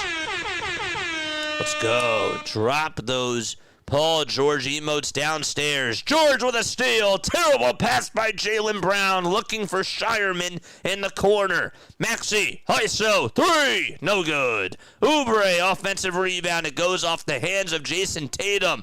Maxey goes down Broadway, tries to scoop and score, and he was hit by traffic. They didn't call a foul there. White on the outside, giving it over to Hauser for a wide-open three. He had all day and night to shoot it and couldn't get it down. Maxey went down on the other side. Then he got back up, but that's what led to that 5-on-4 offensive possession for Boston, and they just could not hit that three. Edgecombe, another two. That's no good. The ball goes out of bounds. It'll be Boston Celtics basketball. The 76ers on a 5-2 start here in this third quarter, and all 5 points have been provided by Paul George. It's been good. The Celtics lineup, let's go to that really quickly. Sorry about that. Let's get the Celtics lineup on out there. Here we go. We have a foul called. Who's the foul on? 10:08 left. It was a loose ball foul called on Jaylen Brown. If you were to tell me that Tyrese Maxey would put up 13 points in that first half and go 6 for 16 from the field, and that VJ Edgecombe and Paul George, Andre Drummond and Quentin Grimes were going to ball out, that's good. Edgecombe is going back to the locker room again. Oh, my goodness. Come on. Edgecombe said something wasn't right, and he just went back into the tunnel. And so we have a substitution. Maxey, floater, teardrop, water bug. Yes. 69-56 with 9:45 to go in this third quarter. It's White again, passing it around the timeline, giving it over to Jaylen Brown, who rocks his way downhill, lays it up, and lays it on in. It's a 69-58 ball game. So we just saw that VJ Edgecombe went back to the tunnel again. Kelly Oubre is back in for the Sixers. Maxey loses the ball. It's stolen back by Derek White. Tatum for two. Layup. Lay in. And it's a 9-point game. I mean, that was just a mismatch there, and Tatum able to take advantage. Just a bad play by the 76ers. Grimes over on the outside, looking to try to hand it off to somebody. Hands it off to Tyrese Maxey. Maxey, ISO, gives it back to Oubre. His catch and shoot trifecta. It goes down the drain. Another thunder boom for Philadelphia. All right, so they lead it by 12. Brown for three. Brown off the mark. George couldn't catch the rebound. It was right in his vicinity, and Jason Tatum makes him pay as he gets the reverse layup to fall. It's back to a 10-point game with 8:25 remaining in this third quarter. Maxey for a tray. He has been so bad from three-point range in this game and has not been able to make a lot of shots. Brown, a three-pointer in the face of Oubre. That's up. That's in. Sixers do not decide to take a timeout here with 8:05 left to go in the third quarter. Boston leads the series 1-0. This is game 2 of a best-of-7 series between the Celtics and the Sixers. George will get fouled. They will not count the shots, and the foul was called against Jason Tatum.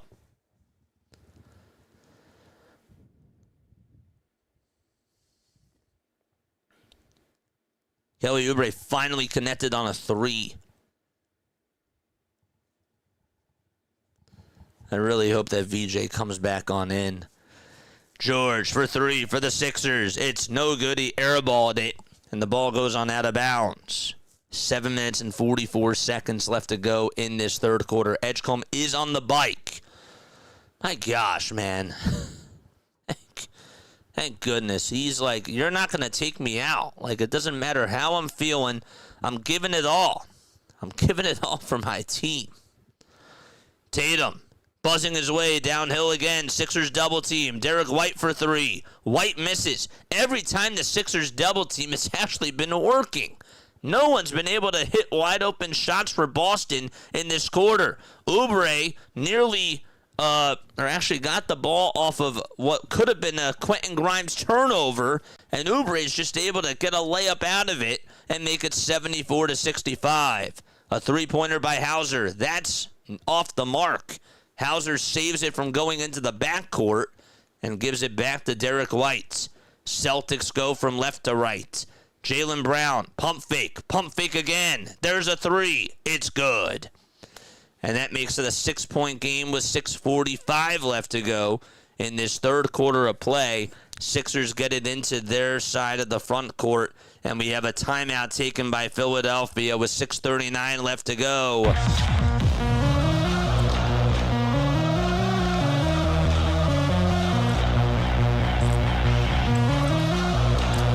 All right.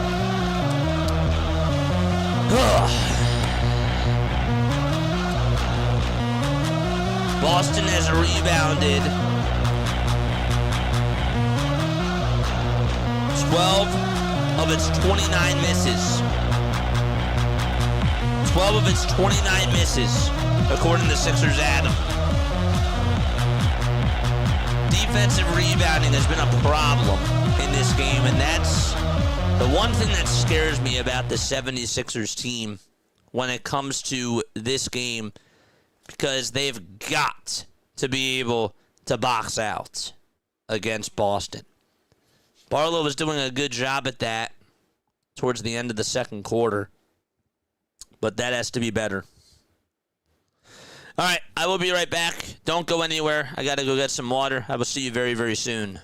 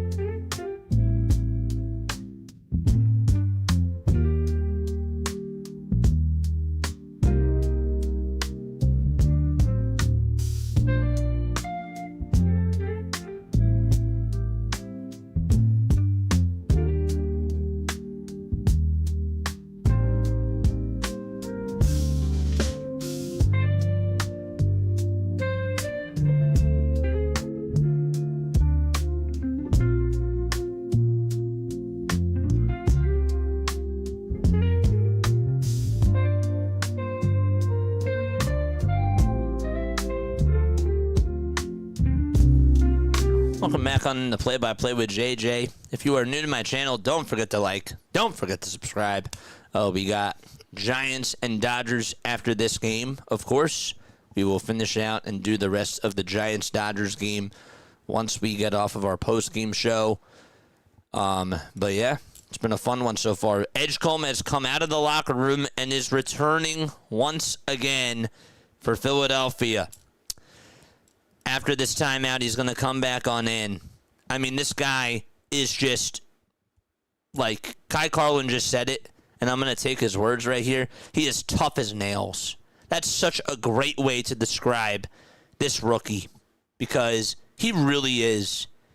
This guy gets hurt twice. He's not, and that landing that he had in the first quarter was terrible. That was a bad landing, and he goes into the tunnel, and we're just thinking, please, just please, basketball gods, help us out. And, well, comes back in the first time. Then, in the second half here, he gets hurt again, goes right back to the tunnel. Then you see him back on the bike within, like, 2 minutes of play, and now he's back in the game. Just crazy. It's 74-68. 6:39 left in this third period of play. Edgecombe with the ball at the TD Garden sign gives it back over to Paul George, and George is fouled in the act of shooting. It was a jump shot by PG, and he will earn his stripes at the line. Oh, man. I just saw that Felix Reyes homered, right? Hollywood. What's up, Hollywood? How you doing? Let's go. Let's go, baby. How you doing, my friend? Being a Sixers fan, you'd be more productive starting into the sun. Staring into the sun? Yeah, well, I want them to take this game, man. I really do. I can't believe it. I thought that my final score prediction was the 76ers were going to lose by 20. I have to go back and see it. First foul shot by Paul George. It's up and it's good. Second foul shot. Drummond gets the offensive rebound, and it gives it back over to Paul George. Here's a two-pointer by Maxey. Can't get it up and in. It's just not been his night. It has not been Tyrese Maxey's night. Jaylen Brown. Good defense by Paul George as he misfires the layup. Oubre going coast to coast. Lays it up and lays it in. 6:03 left to go in this third quarter of play. The Sixers are up by 9 points against the Boston Celtics, and they have outscored them so far in this quarter 15-14, only by one. But still, for the 76ers third quarter woes, I would take that so far. Pritchard at the baseline, giving it back to Vucevic with the shot clock expiring. The Sixers just could not stop Vucevic. They played great defense for 23 seconds. Gotta play it for 25 seconds. Edgecombe with a bounce pass that goes over to Kelly Oubre Jr., and we have a whistle called. Paul Hudrick, it was a brutal start to the series for Oubre, but this is the guy the 76ers got for most of the season. He was one of their unsung heroes. And he has to act like it tonight. He has to. 77-70 with 5:25 to go in the third quarter. Do not take your foot off the gas pedal. Edgecombe at the logo gets the inbound pass from Paul George. George gets it back at the baseline, steps back, fades away for two. Close but no cigar. Tatum has it for the Boston Celtics. It's Tatum, White, Brown, Vucevic, and Pritchard on the floor. Tatum for two. Rejected by Bona. Jason Tatum thought he had a lane to the basket, and Adem Bona able to deny him at the rim. Message received. Adem Bona activated. And the Terminator able to stop that from going on in. Tatum is going to inbound it over to Peyton Pritchard, who gets behind a screen, a reverse screen it was, and it's up and it's good. It's a 5-point game. Sort of used Adem Bona as a screener there. And that was really bad. Oubre catches, puts up a tray. That's no good. And the rebound goes to Vucevic as he boxed in Kelly Oubre Jr. and also Adem Bona that time. Tatum with a floater. No. And George collects his miss. George to Maxey. Maxey being unselfish finds Oubre in the corner for a three. Edgecombe gets the offensive board. Back out to George for a tray. And it's airballed. And it goes out of bounds. VJ Edgecombe with 4 offensive rebounds in this game, giving the 76ers life. And boy, did they need that three-pointer there to give them a little bit of breathing room. Maxey decided to pass it into the corner for Kelly Oubre Jr. It just has not been his night. I didn't think it was a bad play there, but some are probably questioning why did he do that. Oubre, I mean, that was a terrible three by Tatum. Oubre got the rebound. The pass is thrown away by the Sixers. Who was that made the bad pass there? That was horrendous. Jaylen Brown gets some separation. Oubre tries to block it from behind him, but he gets called for the foul.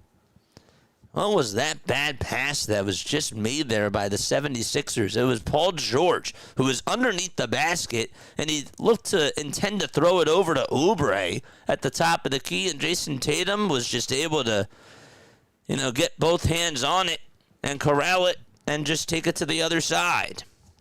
Kelly Oubre with 3 personals in this game. And it's Jaylen Brown back at the charity stripe. We talked about it before. We'll say it again. This guy is 6th in the NBA in fouls drawn. Foul shot number 1 for Jaylen Brown, and he nails it. How's everybody doing, man? Oh, man. Neil's here. What's up, Neil? How you doing? Good to see you on here, dude. Has Walker had any minutes in this game? Yeah, nope. Has not. He has not had any minutes. No. Jason Tatum is going to head on over to the bench right now. So the lineup for Boston, it's White, Brown, Vucevic, Pritchard, and Walsh. Free throw number 2, it's good. Boston fans have been really quiet in this game so far. Again, it's a 77-74 game. Momentum right now on their side. Can the Sixers get it back? Maxey to Oubre. Oubre to Maxey. Maxey looks to take it down the lane. Now has to pass it outside over to Oubre. Didn't want to take it himself. I don't know what he was doing. Now Maxey steps back, has to give it over to Edwards, and the ball is going to go on out of bounds. What was that all about for Tyrese Maxey? I mean, he's just been very passive in this third quarter. You can understand. I mean, I understand why he made the pass over to Kelly Oubre when he was getting guarded by Derek White for that 3, because, yes, he was wide open. But it just feels like, from just watching the game over these last couple of possessions, that Tyrese Maxey has been very passive. And you see him a lot of times just being assertive, not being afraid to draw contact down low, and he's not doing that now. I don't know why that is. 3 minutes and 30 seconds left in this third quarter of play.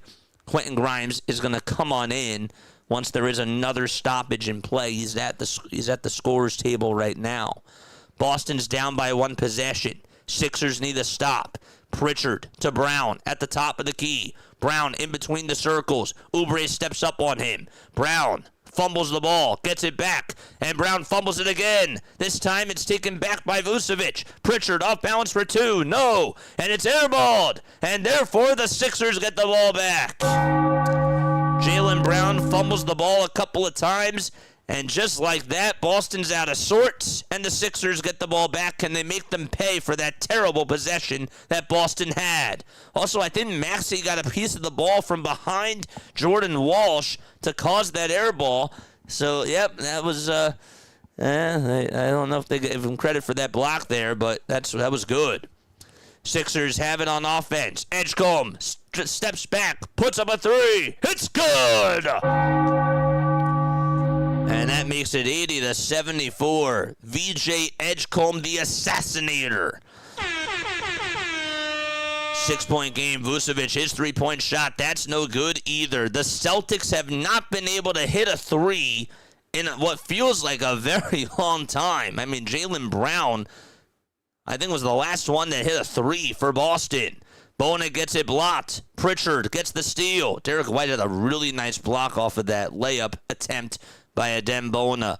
Brown, through traffic, puts up a high arcing two, and that one goes in and out. And Vucevic tried to get the ball, and it goes off of his right hand, and the 76ers, I believe, or the Celtics will take a timeout here. They're going to say that it's Sixers ball, and I feel like that Boston's going to challenge this. No, the Sixers are going to challenge this. They said that it was Celtics basketball. I thought that the Sixers played really good defense and Boston touched it last. But we'll see what the verdict is after the break is over.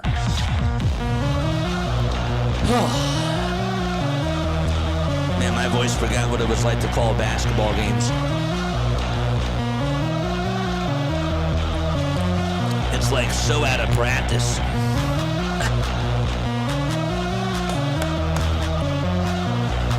There we go. What's up, D?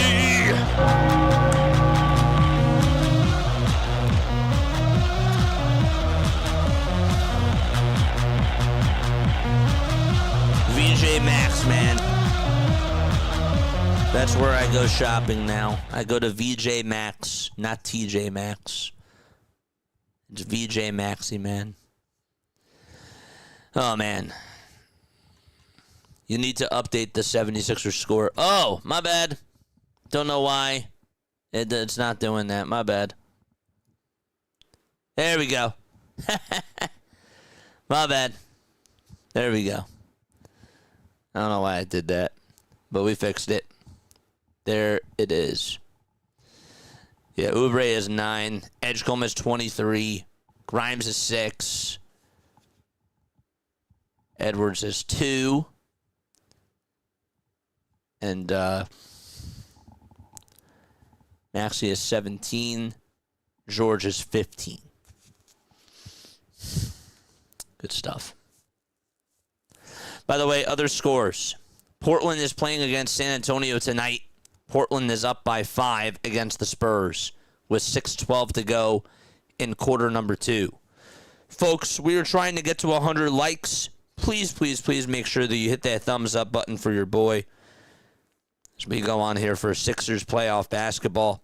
We also do Phillies baseball. We do Eagles football as well. We have a lot of fun.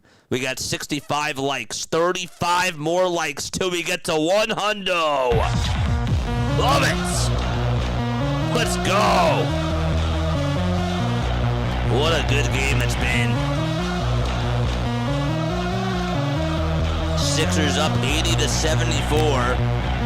They're just getting outscored by 2 in this third quarter so far.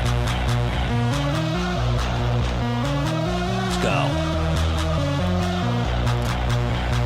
Good stuff. All right, we should be ready to start things back up in just a few moments. Brian says you're killing it, JJ. Good. I'm happy to hear that. It's been a while since we've done it, but it's good. I'm happy that you guys are enjoying it. I'm happy that it's been a good game. All right. they're showing this Portland-San Antonio game. With all due respect, I think we know what time it is. The Spurs game is on another. I mean, they are also showing it on Peacock as well. Brian with a $2 super chat. Thank you, my friend. Good to see you on here.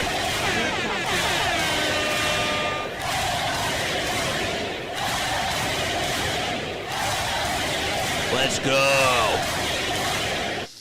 Here we go. Sixers did win their challenge, by the way, so that's good. Edgecombe has it, takes it to the rack, and puts up a 2. It's good. VJ Edgecombe has been unstoppable in this game, and he has been terrific. 82-74. The 76ers hitting their stride with VJ out there. And we have a whistle called. It's on Justin Edwards. And he throws his hands up saying, "Can you believe it?" Gosh. VJ Edgecombe, 25 points for VJ. 1:44 left. Boston will inbound it. It's Pritchard right in the seesaw and giving it back to Jaylen Brown for a catch-and-shoot 3. It's been the Jaylen Brown show in this third quarter. That's why Boston is still in this game. 1:25 to go. Sixers need a counterpunch. It's Edgecombe taking it towards the left side. Edgecombe, all eyes on him. Fade away 2. VJ Edgecombe steals the show again. He was off balance, and he just did it on 1 foot there and faded away and just swished it right in the face of Jaylen Brown. Ridiculous. What are the odds? That's a 2K shot. How do you hit that in real life? That's just what you call a godly-like shot. Brown for 3 on the other side. He's not able to hit it that time. The ball is fought on the ground. Shireman gets it, and Boston will reset with their offense. It's Vucevic down low on the block. Vucevic over Grimes, and Grimes plays good defense. And Edgecombe gets the rebound. It was volleyball picked to him by Bona. Edgecombe to Grimes for 3. Too strong. And Walsh comes up with his miss. 30 seconds to go. They won't go for the 2-on-1 possession, the 2-for-1 possession. And 20 seconds left. 7 seconds differentiating the shot clock from the game clock. Brown on the outside. Brown to Pritchard. A catch-and-shoot tray. Not good again. Jaylen Brown has made all the threes in this third quarter. Nobody else has been able to knock down anything. Edgecombe for 3 at the buzzer. No good. And that is going to wrap it up as we go into quarter number 4. The Sixers lead it by 7 out at TD Garden.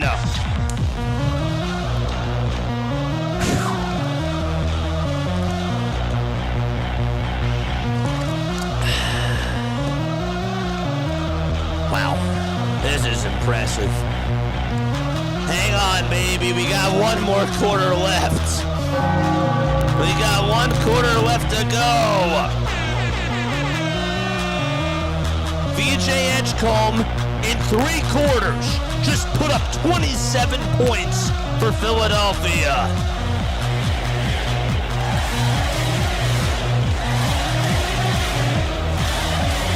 And 9 rebounds, too.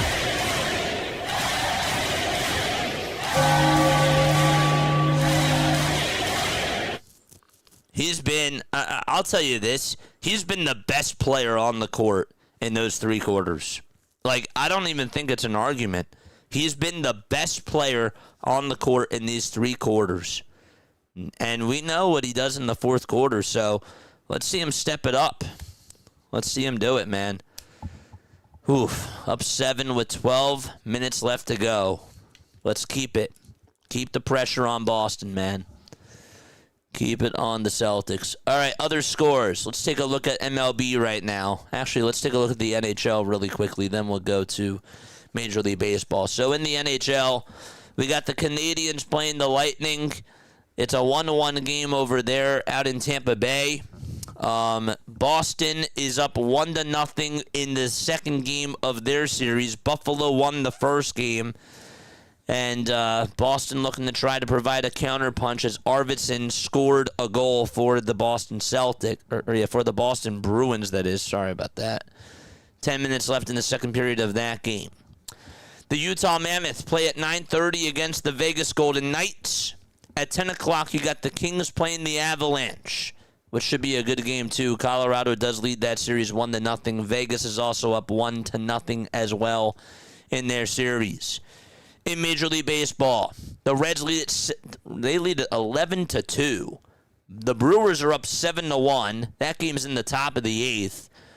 The Cardinals are up 5-1 against the Marlins in the bottom of the 7th. The Braves are down by 2 to the Nationals in the bottom of the 7th inning. It's 5-3 Washington. The Yankees are shutting out the Red Sox 4-0. So Boston fans not really having a good day. I mean, well, the hockey team's been playing really well so far, so I guess that, 1 for 3 so far for them.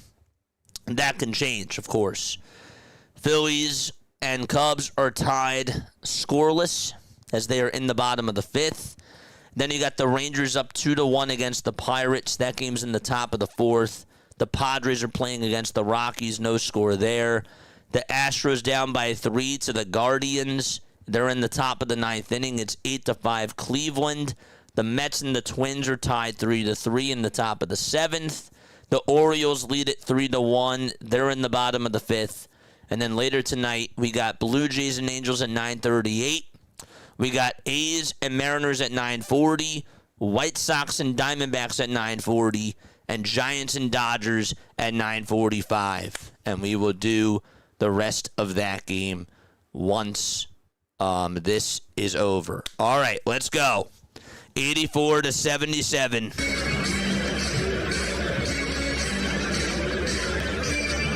Here's a 3 by White. It's up and it's in. Uh-oh.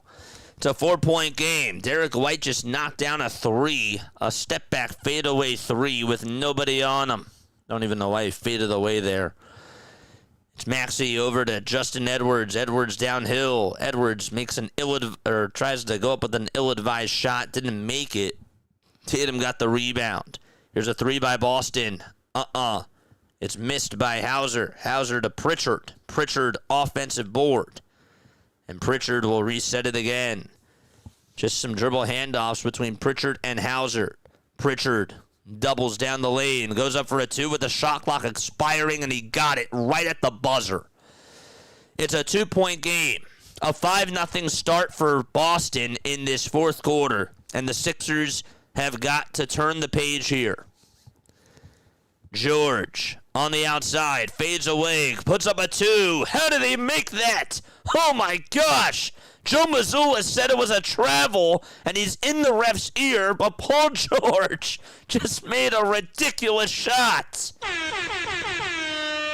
86-82, a step-back fadeaway with Keita on him. Yeah, I mean, that was, again, really good defense. Just incredible offense by Paul George. Another 3 by Boston, and they just cannot make anything. You saw White make a 3, but Jaylen Brown and Derek White have made the only 3s for Boston in this second half of play. It's Edwards at the Booking.com sign over on the baseline, and Tatum gets called for a reach-in foul, and therefore the Sixers will have to inbound it again. We are 25 subscribers away from getting to 9,650 subscribers. If you are new to the channel, my name is Jason Joseph, and this is Play-by-Play with JJ. Tatum with his 3rd personal foul. Maxey has it, gives it over to George. George wants to back down Pritchard. Or will they double him? No. George will give it back on the outside to Edwards. His 3! Yes! He got it! Edwards with an assassinating shot from the far corner, and the Sixers lead it by 7 with 9:40 left to go. How could you leave him wide open? That was disrespectful there. Justin Edwards was like, thank you for doing so. Keita with a layup inside, parting the Red Sea, making the layup, and able to scoop and score to make it a 5-point game with 9:20 left in the 4th quarter. Sixers just got to get some breathing room here. It's Maxey looking to hand it off to George. Edgecombe is over on the bench right now to start off the 4th quarter. George with a drive. He's fouled. He hit traffic and then got bumped by Jason Tatum. And Tatum, I believe that's his fourth personal foul now with 9:10 to go in the fourth quarter. We saw Paul George getting into foul trouble in that first half. And now it's Tatum who's in a little bit of trouble himself. 9:10 to go in the fourth quarter. George at the line. Foul shot number 1. Splash. Jaylen Brown will also enter back on into the game. The question is, who's he subbing in for? It's for Sam Hauser. 90-84. 9:10 to go in the fourth quarter. Boston fans trying to get back in it. George at the line. Second free throw. Excellent.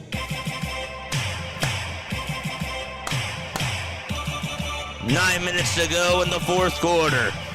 Tatum, all eyes on him. A foul called, though, away from the play. And it was just on the floor.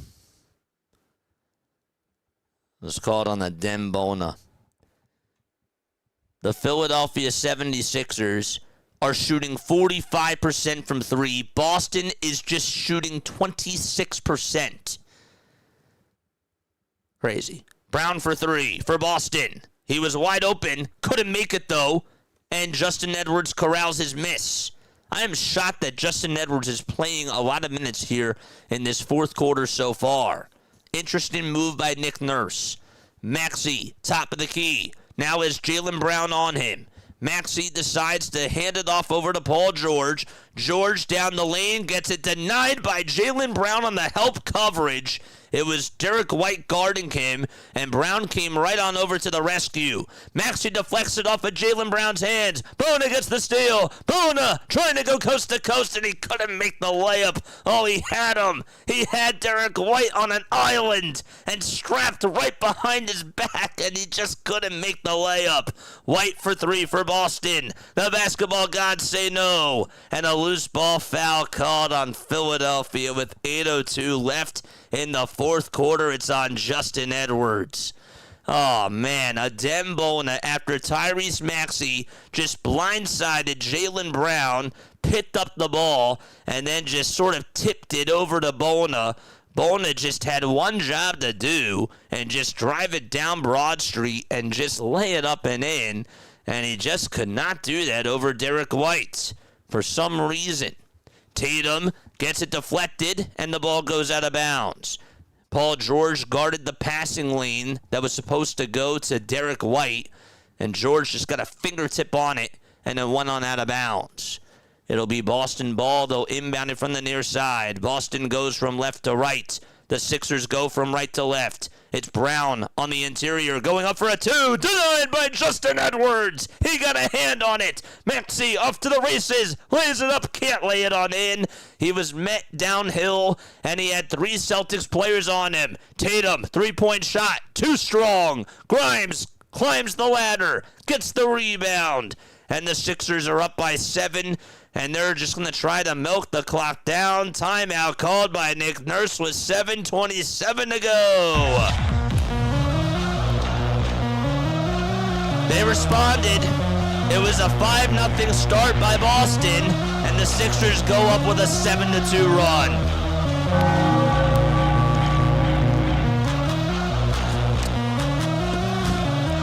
Great. The physicality from this basketball team has been really strong. Come on, man. Oh, man. Let's go 76ers. We might actually win. We gotta hang on here. Gotta hang on. I loved that response, though. After Boston starts things off on a 5-2 run, Derek White, it's a 3 to start off the fourth quarter. You're like, all right, you gotta lock in. And then you see Jaylen Brown just make. Was it Jaylen Brown who made the 2? Now I'm forgetting who made the 2. But dude, that block by Justin Edwards. That block by Justin Edwards on Jaylen Brown. Justin freaking Edwards. This guy was undrafted by the 76ers. He's playing in the playoffs, and he guards a top 5 player in the National Basketball Association this year. This guy finished in the top 5 in MVP voting, and he has been a monster. And he just denied that guy.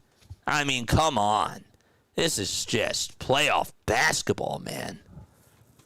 Crazy. Grimes got called for the loose ball, but who made the 2? I forget who made the 2. Derek White made the 3. Oh, it was Peyton Pritchard. And Boston hasn't scored in about 4 minutes. They have not scored in about 4 minutes of play because of this 76ers defense. Oh, man. Boy, oh, boy. Hit that thumbs up button. Hit that subscribe button as well. And turn on the bell icons, too. We got 63 people here in the chat. We got 74 people on here.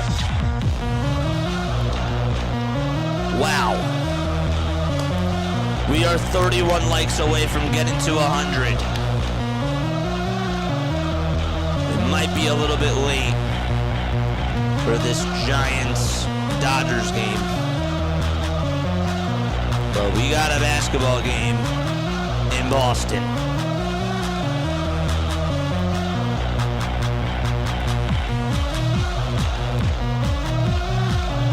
Crazy. Where you tapping on in from? Let me know down below. How's everyone's night going so far? Where are we tuning on in from tonight, chat? It's time for some shout-outs. Australia in the house. Philadelphia in the house. I know we have somebody from Boston in the house, too. Where else? Where else are we repping? Where else are we?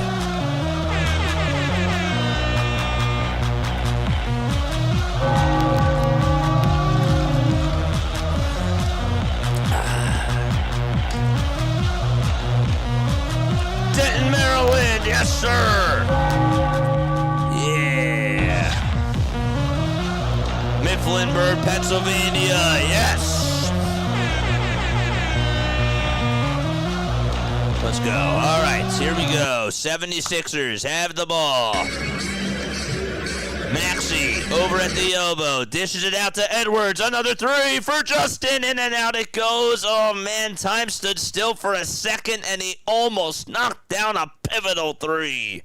And just not able to do so. Brown for 2. Denied by the Sixers. But Boston keeps the possession alive. Tatum with an anvil from 3-point land. Knocks it down. It's 91-87. And that gets the crowd back on its feet. Jason Tatum with just a momentum-changing shot. And 6:45 to go. Edgecombe from long distance. Way too strong. Tatum rebound. And here comes Boston pushing up the tempo again. Tatum being guarded by Edwards. Tatum zips it over to Brown. And Jalen is now guarded by George. Brown off 2 dribbles, puts it up and puts it on in. And just like that, it's a 2-point game with 6:15 to go. A 5-0 run out of the timeouts. And the Sixers are going to hand it off. Boston fans starting to clap again. Maxey for 3. Off the balance. It's no good. He has just been over in the second half from downtown. And the Sixers just not able to get him good looks. Tatum for the lead. His 3-point shot won't go. And Bona fights for the rebound. And I believe that we have a push that's called on Boston. Oubre is going to enter back on in. Just wanted to mention that. Oubre just came back on in for the 76ers. Man. 91-89. 5:50 to go. Edgecombe dribbling the ball. It's not Maxey. It's VJ Edgecombe. They'll hand it off to George. George back to Maxey. Maxey fires it up and knocks it down. A 5-point lead for the 76ers, and that was much needed for number 0. 94-89 with 5:25 to go. Maxey with 20 points and 8 assists. Not a good night for Tyrese Maxey shooting-wise. White gets a wide-open three-pointer. He was crystal clear. Couldn't make the shot, to my surprise. And Maxey comes up with a rebound again. Maxey, another three. Oh, my goodness. Maxey turns it on. He was ice cold. Now he's on fire. And Boston takes a timeout. From freezing to firing, Tyrese Maxey is just unstoppable.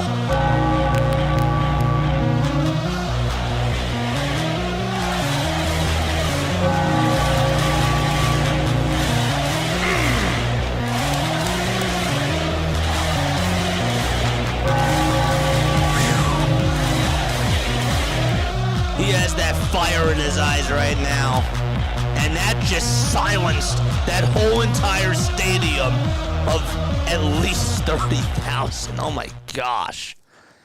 It was so loud there. And as soon as he hit that second three, people just absolutely just started to sit down. Let's go. Gosh. He just pulled up from the parking lot, knocked down a three, and just vacuumed that silence into that stadium. Whew.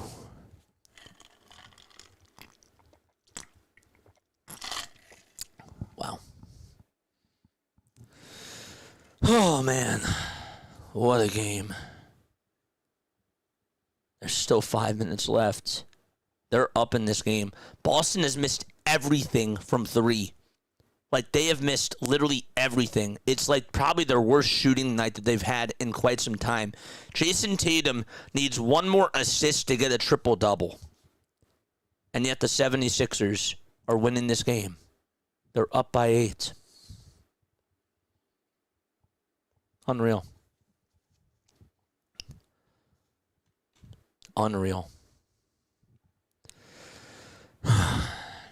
Schwarber just tied the game. Attaboy, Kyle.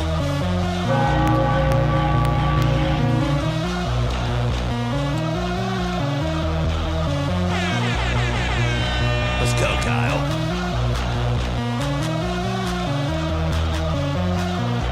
Those 2 threes from Tyrese Maxey. Again, that guy can be cold as ice for 3.5 quarters, but when he starts to heat up, don't forget that he's an MVP candidate too. Let's go. Mr. Man Created God, let's go, JJ. Glad you're back. Can't believe Sixers are about to steal. It ain't over. It ain't done yet. It ain't done. It's looking great so far. I'm happy with how it's gone, but I need to see that clock hit 0, because I've seen plenty of times things just happen to this franchise. I'm willing to let my heart out, but gosh, come on. Gotta finish it off.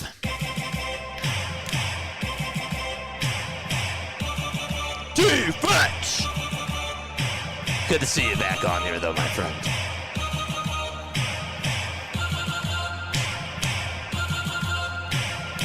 Let's go. Josh Harris is actually at the building tonight. Wow. I haven't seen him in Philly in a while, but he's here in Boston. Okay. All right, here we go. 97-89 with 5 minutes to go. White's going to pass it over to Jason Tatum. The lineup for Boston, it's Tatum, Cato, White, Brown, and Pritchard. Sixers get a turnover. Bad play by Tatum. It's stolen by Maxey. Tyrese Maxey comes away with a steal. 4:40 left in this fourth quarter. Maxey driving it inside, lays it up, can't lay it in. Drummond on the follow-through, throws it down the hatch. And it's back to a 10-point game. It's an 8-0 run by the Sixers over the last 69 seconds of play. Jaylen Brown being guarded by Maxey. I'll tell you, Maxey's defense on Brown has been really good in this fourth quarter so far. Brown gets called for, nope. It's Maxey who gets called for a foul.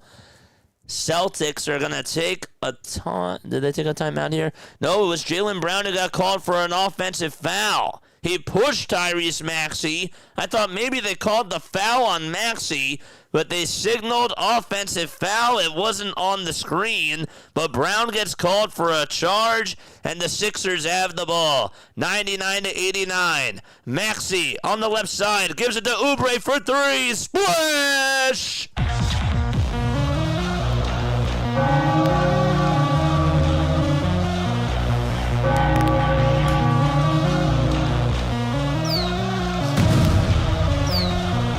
Timeout, Boston again!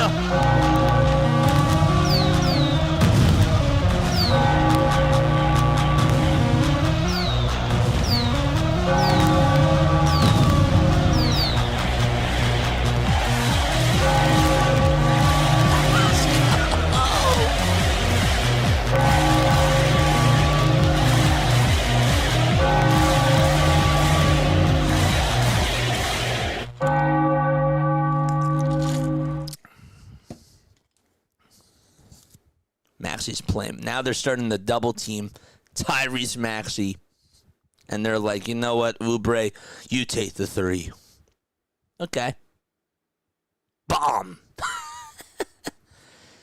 Sixers tonight are 17 for 37 from beyond the arc.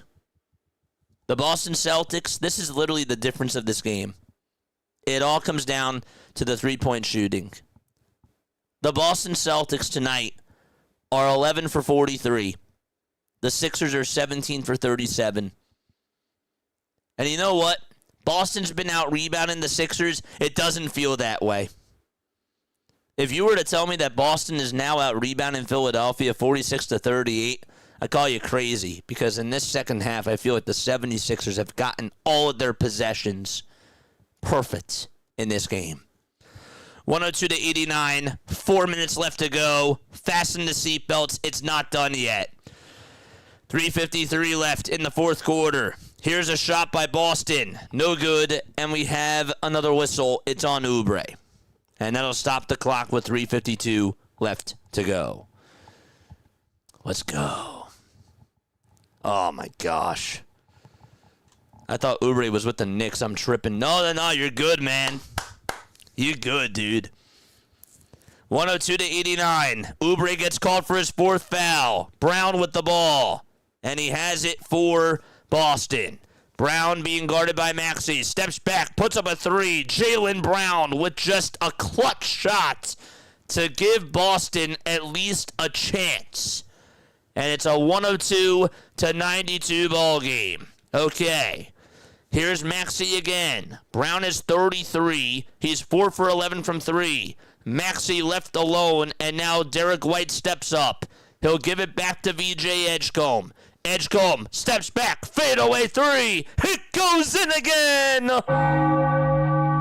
Edgecombe has muscles of steel and hits another three and cans it. Vucevic for desperation. The three's no good. George climbs up the ladder. The 76ers in no particular hurry whatsoever.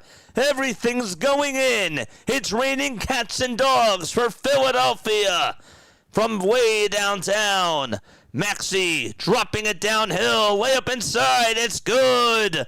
It's a 107-92 game. He's chirping at the crowd. He gets fouled and goes to the line for the old-fashioned three-point play. Let's go. 107-92.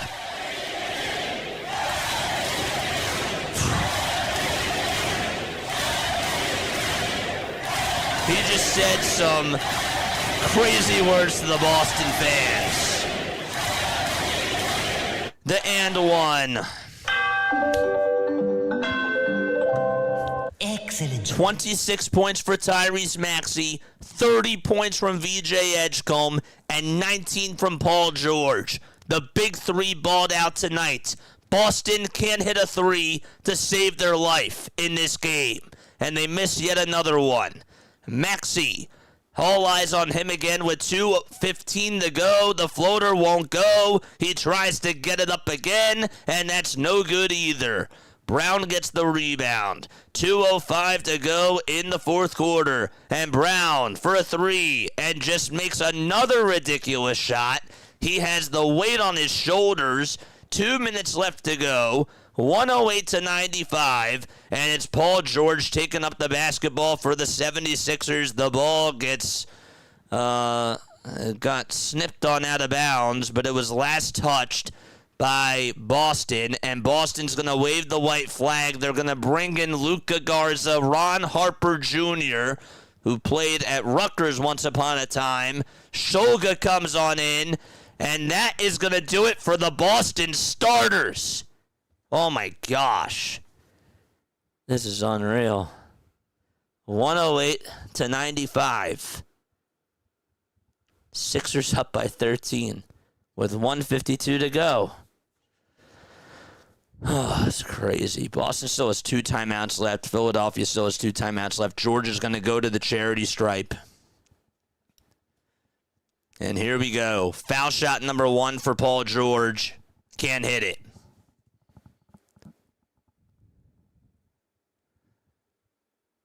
$108 to $95. Sixers lead it by a baker's dozen in Boston. Oh my gosh. Dude, VJ Edgecombe and Tyrese Maxey in this fourth quarter. Edgecombe did a lot of the carrying through 3, and Maxey was like, I'm going to close out this MFer. Crazy. 1:45 left to go. Garza has it at the top of the key. George did miss both free throws. Sixers trying to play defense all over Ron Harper Jr. And here's Garza for a 3. That won't go. Edgecombe gets his 10th rebound. He has a double-double and hands it off to Tyrese Maxey. Boston fans booing, filing out of the stadium. Tyrese Maxey dribbling with the right hand, goes to the TD Garden sign, crosses over against his defender. Maxey steps back, ankle breaker, 3, it's over! 111 to 95. 1:03 left to go in this fourth quarter. Here's a 3 by Boston. That's no good. And the ball gets tipped, and Boston gets it back. Why did I say that? I don't even know. 53 seconds left to go. Boston just trying to get some space, and the Sixers not even letting them get any sort of breathing room whatsoever. Another misfired 3. 40 seconds left. They get an offensive rebound. And Pritchard goes downhill. They give him an easy layup to go. 35 seconds left. The Sixers 30 seconds away from going back to the Xfinity Mobile Arena. All tied up at 1 apiece. And Maxey has the rock and takes it over to the logo. He's just going to dribble this one out. He looks at VJ Edgecombe with a little smile on his face and also a little smile to Andre Drummond, too. The Sixers will take a shot clock violation with 9.7 seconds to go. More Boston fans file out of the stadium, and 11.1 seconds left to go. Boston inbounds it, and the Sixers tie the series 1-1. Ring the bell. Let's go. Excellent.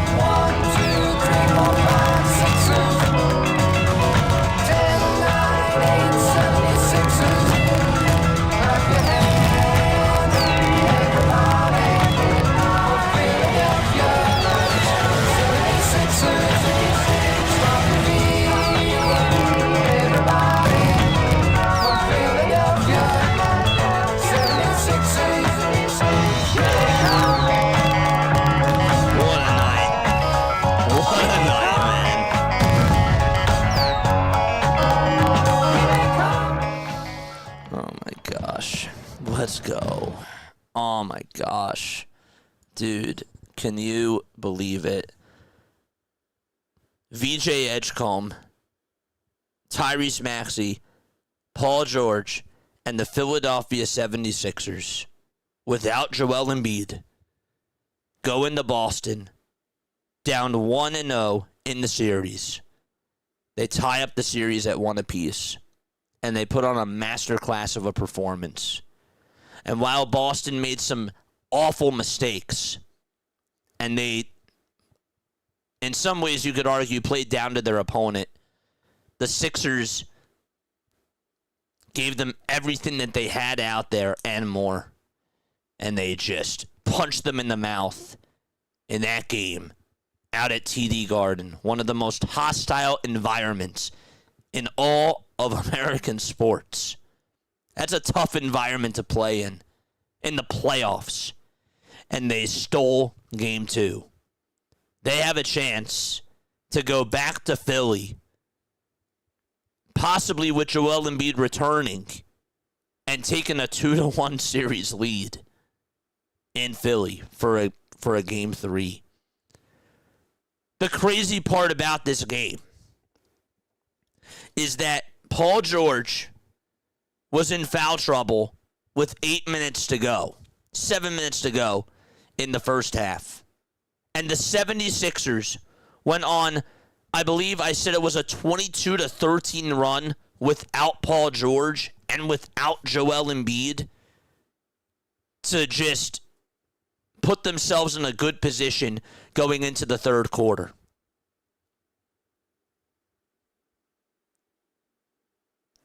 The Sixers, when Boston went on that 13-0 run, there was a 15% chance, Vegas said, that they were going to win that game. They outscored the Celtics in the second half 49-43. Jaylen Brown was a star. Jason Tatum did not have a good game. And the rest of Boston played terrible. The Sixers gave them wide open looks at times. And Boston just could not hit anything. And credit to the 76ers, because a lot of times, even before those shots went off by Boston, the Sixers made it so hard for Boston players to get separation when they were getting into their offensive sets. And that caused them to be off their game. And it worked. Andre Drummond played impactful minutes in that first half. And the MVP of this game is just one player. One player. And that's VJ Edgecombe.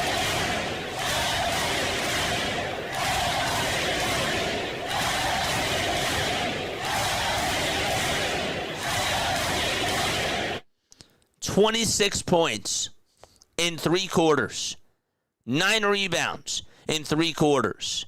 And this guy was the best player out there on the court tonight. It was not Jason Tatum. It was not even Jaylen Brown. It was not Tyrese Maxey. Even though Maxey, we'll talk about him and that cold-blooded back-to-back threes that he hit in that fourth quarter. Because, my gosh, was that 1-3 that he just hit when Joe Mazzulla called that timeout. That 3 was huge. Man, what a night. What a special night for this crew. And Nick Nurse outcoached Joe Mazzulla. When Joe Mazzulla decided to go small in that first quarter, that changed a lot of things for the Boston Celtics. He puts in Walsh. He has Walsh, Jaylen Brown, and he has Derek White and Pritchard out there. And the Sixers were like, all right, you're going to go small? That's not going to work against us. We're going to go bigger. And we're going to go more athletic. Andre Drummond comes on in, plays impactful minutes, and just does an excellent job beating Vucevic. Vucevic, I don't even think that he sniffed the floor a lot of minutes in that second half because he has been abysmal. And part of that's because of Andre Drummond and the way that he's been able to box out. He's been owning that matchup. And tonight he owned it again. And that was another difference maker too. Wow. I'm stunned. Letter grades. Letter grades down below. What are your letter grades for this game? This is how legends are made, says Mr. Man Created God. VJ Edgecombe. Boston disrespected this man. Gave him a plethora of wide open threes. And yet he still made them. He had one shot tonight where he takes a spin around, turn around, elbow jump shot in the face of Jaylen Brown with great defense on him. And he just splashed it right in his face. And remember when Jaylen Brown went down Broadway and he had that dunk over Adem Bona? And VJ Edgecombe sort of gave him a little bit of payback with that dunk, and that's in the second quarter. That was beautiful. This guy's a rookie. And he just went on into TD Garden. Nick Nurse told him to be a superstar tonight, and he was a superstar in that game. Gosh.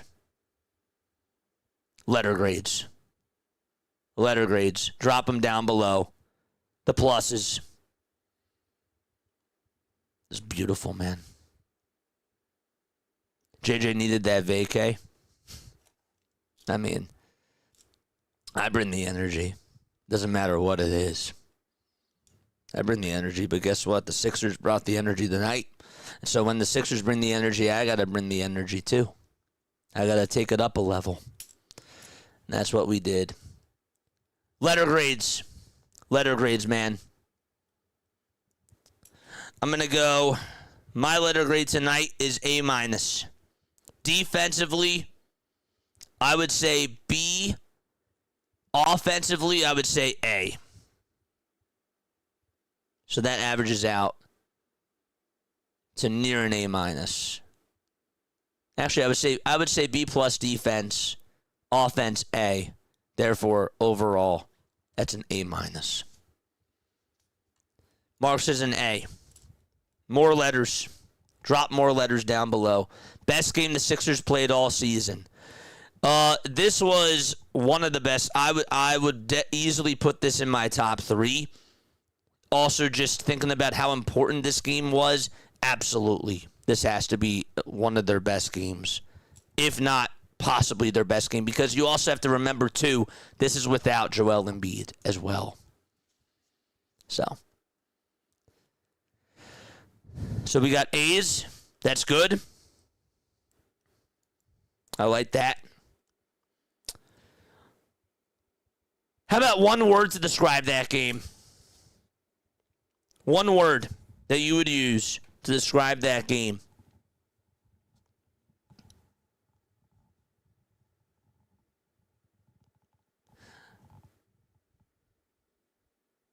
My word for tonight was breathtaking.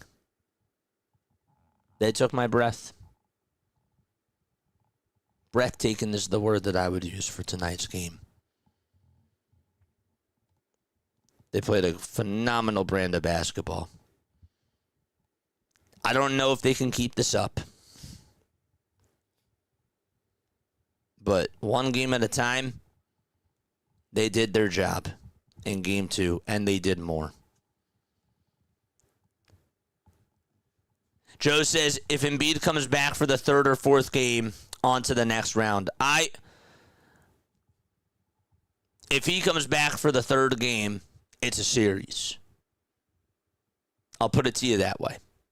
I won't say anything else. It's a series if he comes back for game 3. It's a different series. It's anybody's series at that point. If he's back to, like, dominant Joel. But it's going to take a lot. It's going to take a lot. Heroic. Intense. VJ Max.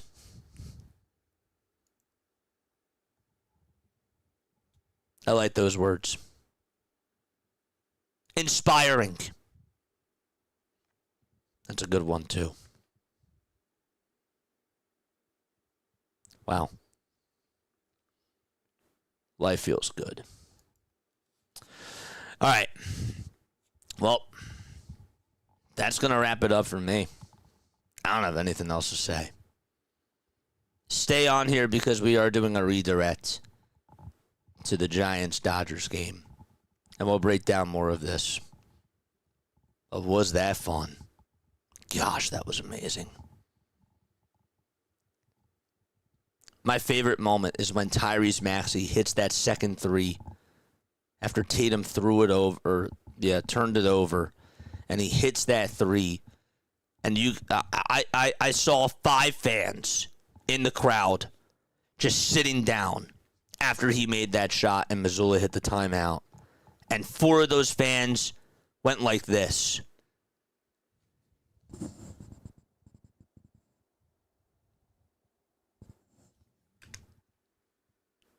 They knew.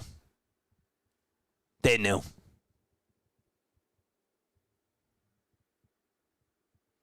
right. That's going to wrap it up for me. I love you all very much. I will see you if you decide to stay on for the rest of the Dodgers-Giants game.